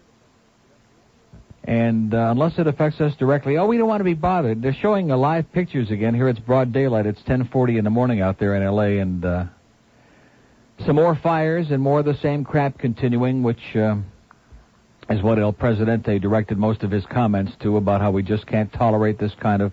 Which is true, but I mean, that's like saying today is Thursday. I think we all recognize that, but the other comments that he made were, as usual, superficial and very much not to the point. And then he sent the Attorney General out to give non-answers to all the media questions. And, of course, his pat answer was, well, since I'm representing the government and whatever federal action we might take in these matters, I can't answer that question, I can't answer this question, I can't have an opinion, et cetera, and so on. So it was just the idea that he sent him out there to be the face man while the president and his intimate advisors go inside to continue to stick their wands out the window and see which way the public winds are blowing today. Miami Beach, hello. Yeah, hello, Neil. How are you? Okay. It's funny how the president put third on his list. We don't have room for bigotry and racism. Right. You know, that should have been the well, no, that was kind of like a throwaway. It's like throwing you a bone, and that should pacify you. But the main thing is, it was just really a repetition of what he said last night, is that justice has been served, and that this is the system, and that we must preserve law and order, and respect the law, and yada yada, and bow down, and put your arm up in the air, and genuflect, and curtsy, and that's it. I want to ask you a question. What's going on in L.A. right now? Do you think that it's a cry for help from these people? I'm not saying that what they're doing is right. They're creating a lot of illegal acts. They're killing people. You know, they should be punished for that. But they're crying out for help. Yes, it happens in their own neighborhood. Well, why don't they cry out for help at the ballot box? Why don't they go out there and put somebody in office who has their best interests at heart, which is obviously not this administration? I just don't understand, and not just blacks, but all voters. I mean, you look at women who are on the verge. I mean, Roe v. Wade may be overturned any day now, certainly by this summer, and yet even though the polls show statistically the overwhelming majority of women want to have the right to make decisions over their own body, the old political forces just don't exist anymore. They just sit back and they've given up and thrown in a towel, and then as soon as something happens that affects them, they say, oh, geez, what can we do about it now, when it's too late? Well, we've gone through 12 years of living hell, and in the meantime, the economy's gone to hell in a handbasket, too. You remember it was the trickle-down theory. The only thing that's trickling down our leg now is something that we can't say on the air, okay? Right. That's trickling down most Americans' leg because they're scared to death. They're scared spitless, man. And if they don't wake up and sniff the flowers and decide that this fascist government isn't the way to go and this isn't the answer to our problems, then heaven help all of us. Well, what's been done since the Watts riot to prevent what's happening right now? Well, wait a minute, how do you prevent what's happening right now? I mean, the mayor called for the National Guard to come in, but how many people do you have to have in order to prevent what's happening? Have you ever been to L.A.? Yes, but I haven't been recently. But you know how big of a city it is. I mean, it's spread out over an enormous area. I mean, Los Angeles geographically is a gigantic city. Yeah, okay, what's how many guardsmen and how many police and how many anything can you possibly have to, as you say, prevent what's happening now? No, I don't. It's not I don't possible. Mean that. I don't mean that in the sense of guardsmen and police. And I mean, what's going on in our community right here? What's going on in Liberty City and Overtown right now to make that a better place to live? That something like this won't happen next year in our community? Very little, because traditionally what happens is that there's a big emotional outburst, and then there's the subsequent looting and burning and destruction of neighborhoods, and then there are a few meetings, and the citizens' advisory boards get together and meet, and all this other community relations boards, and they sit around and pontificate, and they make a lot of promises, and then it's back to the way it was before until the next big blow-up comes along. I mean, that's been the history of it. What could stop that from that cycle just keep going around and around? What could stop that? What could stop that would be an emphasis on changing, first of all, the fascist legal system that we've got, number one, and number two, placing an emphasis on educating people and not leaving people in a situation where their destiny is already preordained pretty much when they're born. That's the problem, is education. That is the problem. And there is no priority on education. In this society, the message from the media is very loud and clear. The dumber you are, and the luckier you are, and the less talented you are, the more likely you are to succeed. Be a big jock. Make $7 million a year. Be another Sylvester Stallone. Be illiterate. Be a rapper. Be some kind of illiterate goofball. And, man, we're going to make you a star. That's what the message is in this country. It's all wrong. And the only It's all wrong, and that's why all the technology is with the Germans and the Japanese and elsewhere. We don't have them here. We don't have the scientists. We don't have the educated people here because this is not a country that cares about education, that cares about people brains. that care about education are the people with money that can provide a private education, and their children grow up to be the governors and the senators. Well, you know, when Cuomo was on with Donahue a few weeks ago, and Phil was practically begging him to run, which he is not doing, and he talked about the fact that higher education ought to be just as available as a secondary education. I mean, where's the logic that says that you can go to school through your senior year in high school for free? I mean, everybody pays school taxes, but generally for free. But if you want to go to college and get a real education and qualify to have a real paying job, then you got to pay for it. Where is the logic in that?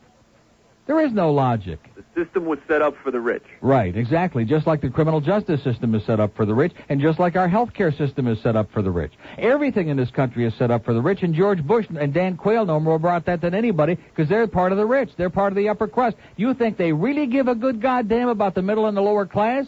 Not a chance. I don't think so. Not a chance.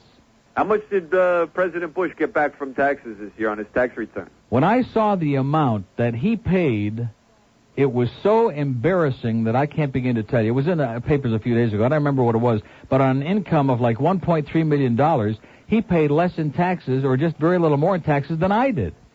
Okay? And I can assure you his income was a hell of a lot more than mine was. The rich get richer. Exactly. Have a good day. Thanks for talking to me.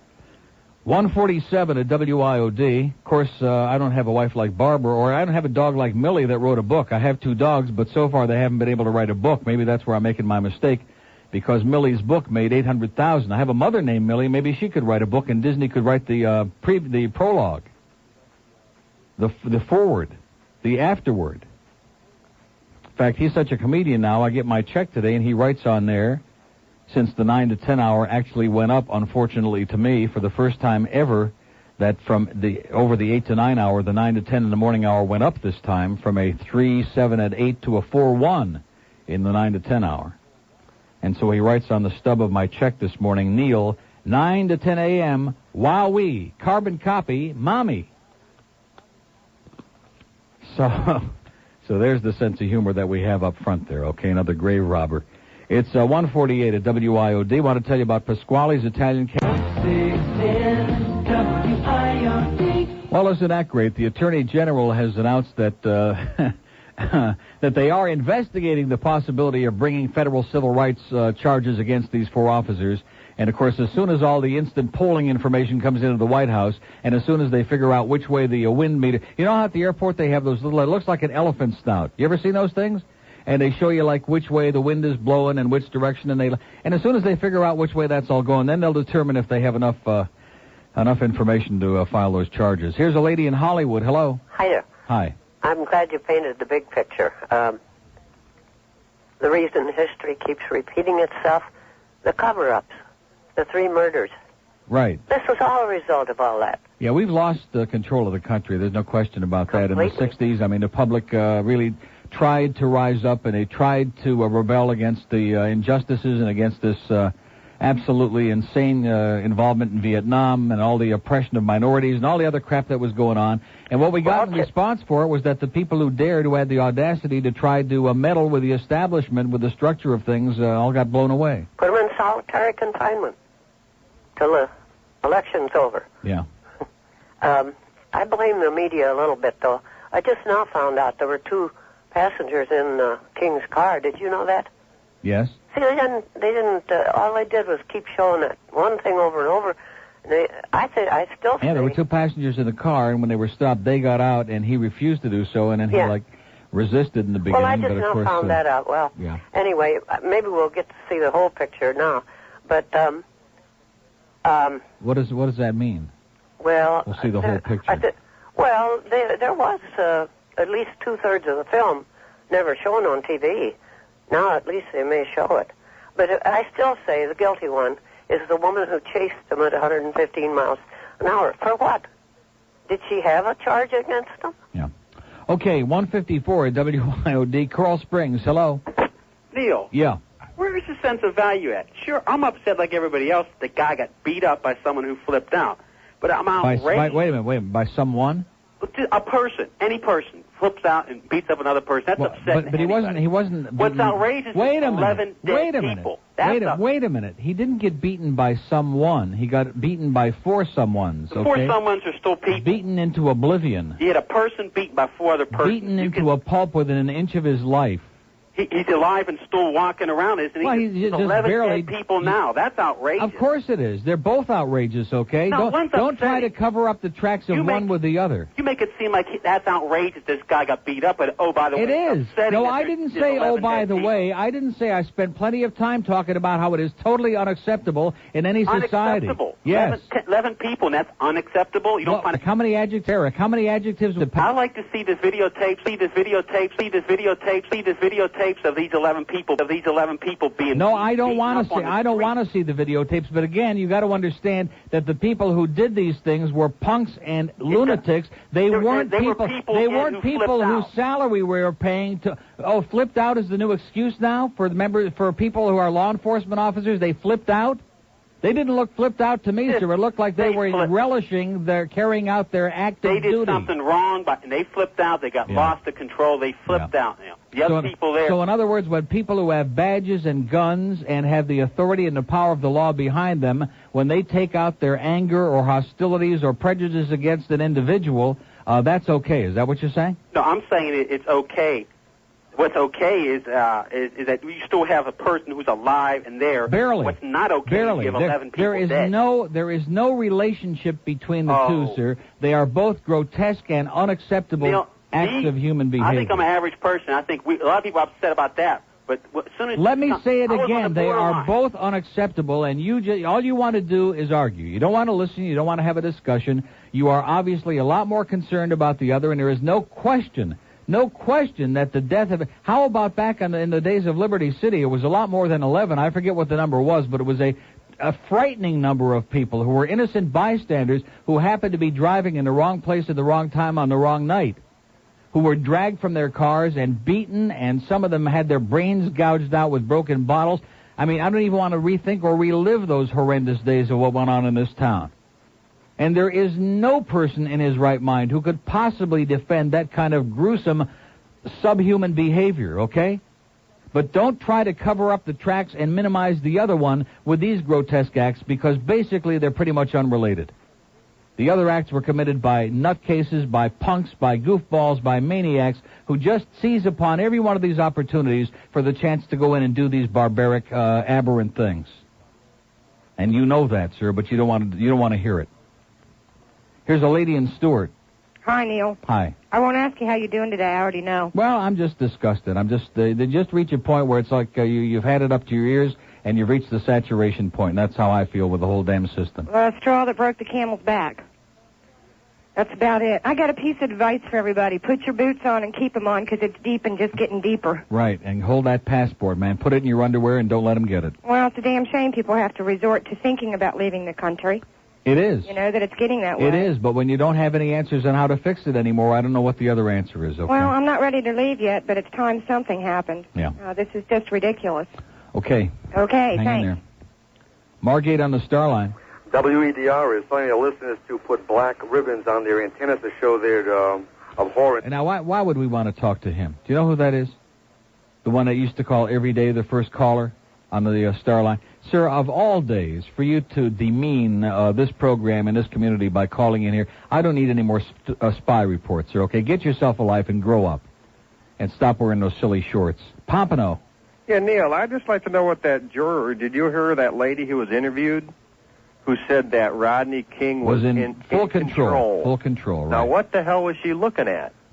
Beats the hell out of me, okay, unless she's been brainwashed, unless they did a clockwork orange number on her, and they put toothpicks in her eyes, and they made her watch death camp marches from the World War II. I have no idea what any of those people on the jury were thinking of, and as I said, I just can't, having spent 49 years on this outdoor insane asylum called the Earth, I just cannot imagine relating to anybody who could have heard the evidence and watched the videotape and have any concept of what transpired there and have come up with this verdict. It's just unacceptable. I just can't imagine. I can't imagine that too many other people can relate or understand it either. Plus the racist remarks they made over the radio. Right. Plus the, I hear the music there. But what's beyond a reasonable doubt these days? Well, like we said before, evidently that we haven't got the answer for that yet, okay? Maybe if they'd have brought the dead carcass back, maybe that might have convinced them, but I have my doubts. Okay, well, that's going to do it. Have a pleasant day. Oh, what can I say? Hey, I told you the world is an outdoor insane asylum, and one of these days you folks are going to begin to understand that I'm not the pessimist that you think I am. I'm just being painfully honest, even though it hurts. News from around the planet is what it says. I have a feeling we could have just a little change there on Rick and Spuds this afternoon. But, of course, you know what? The show must go on Sports Talk because come hell or high water or earthquakes or executions, the games go on at 6:05.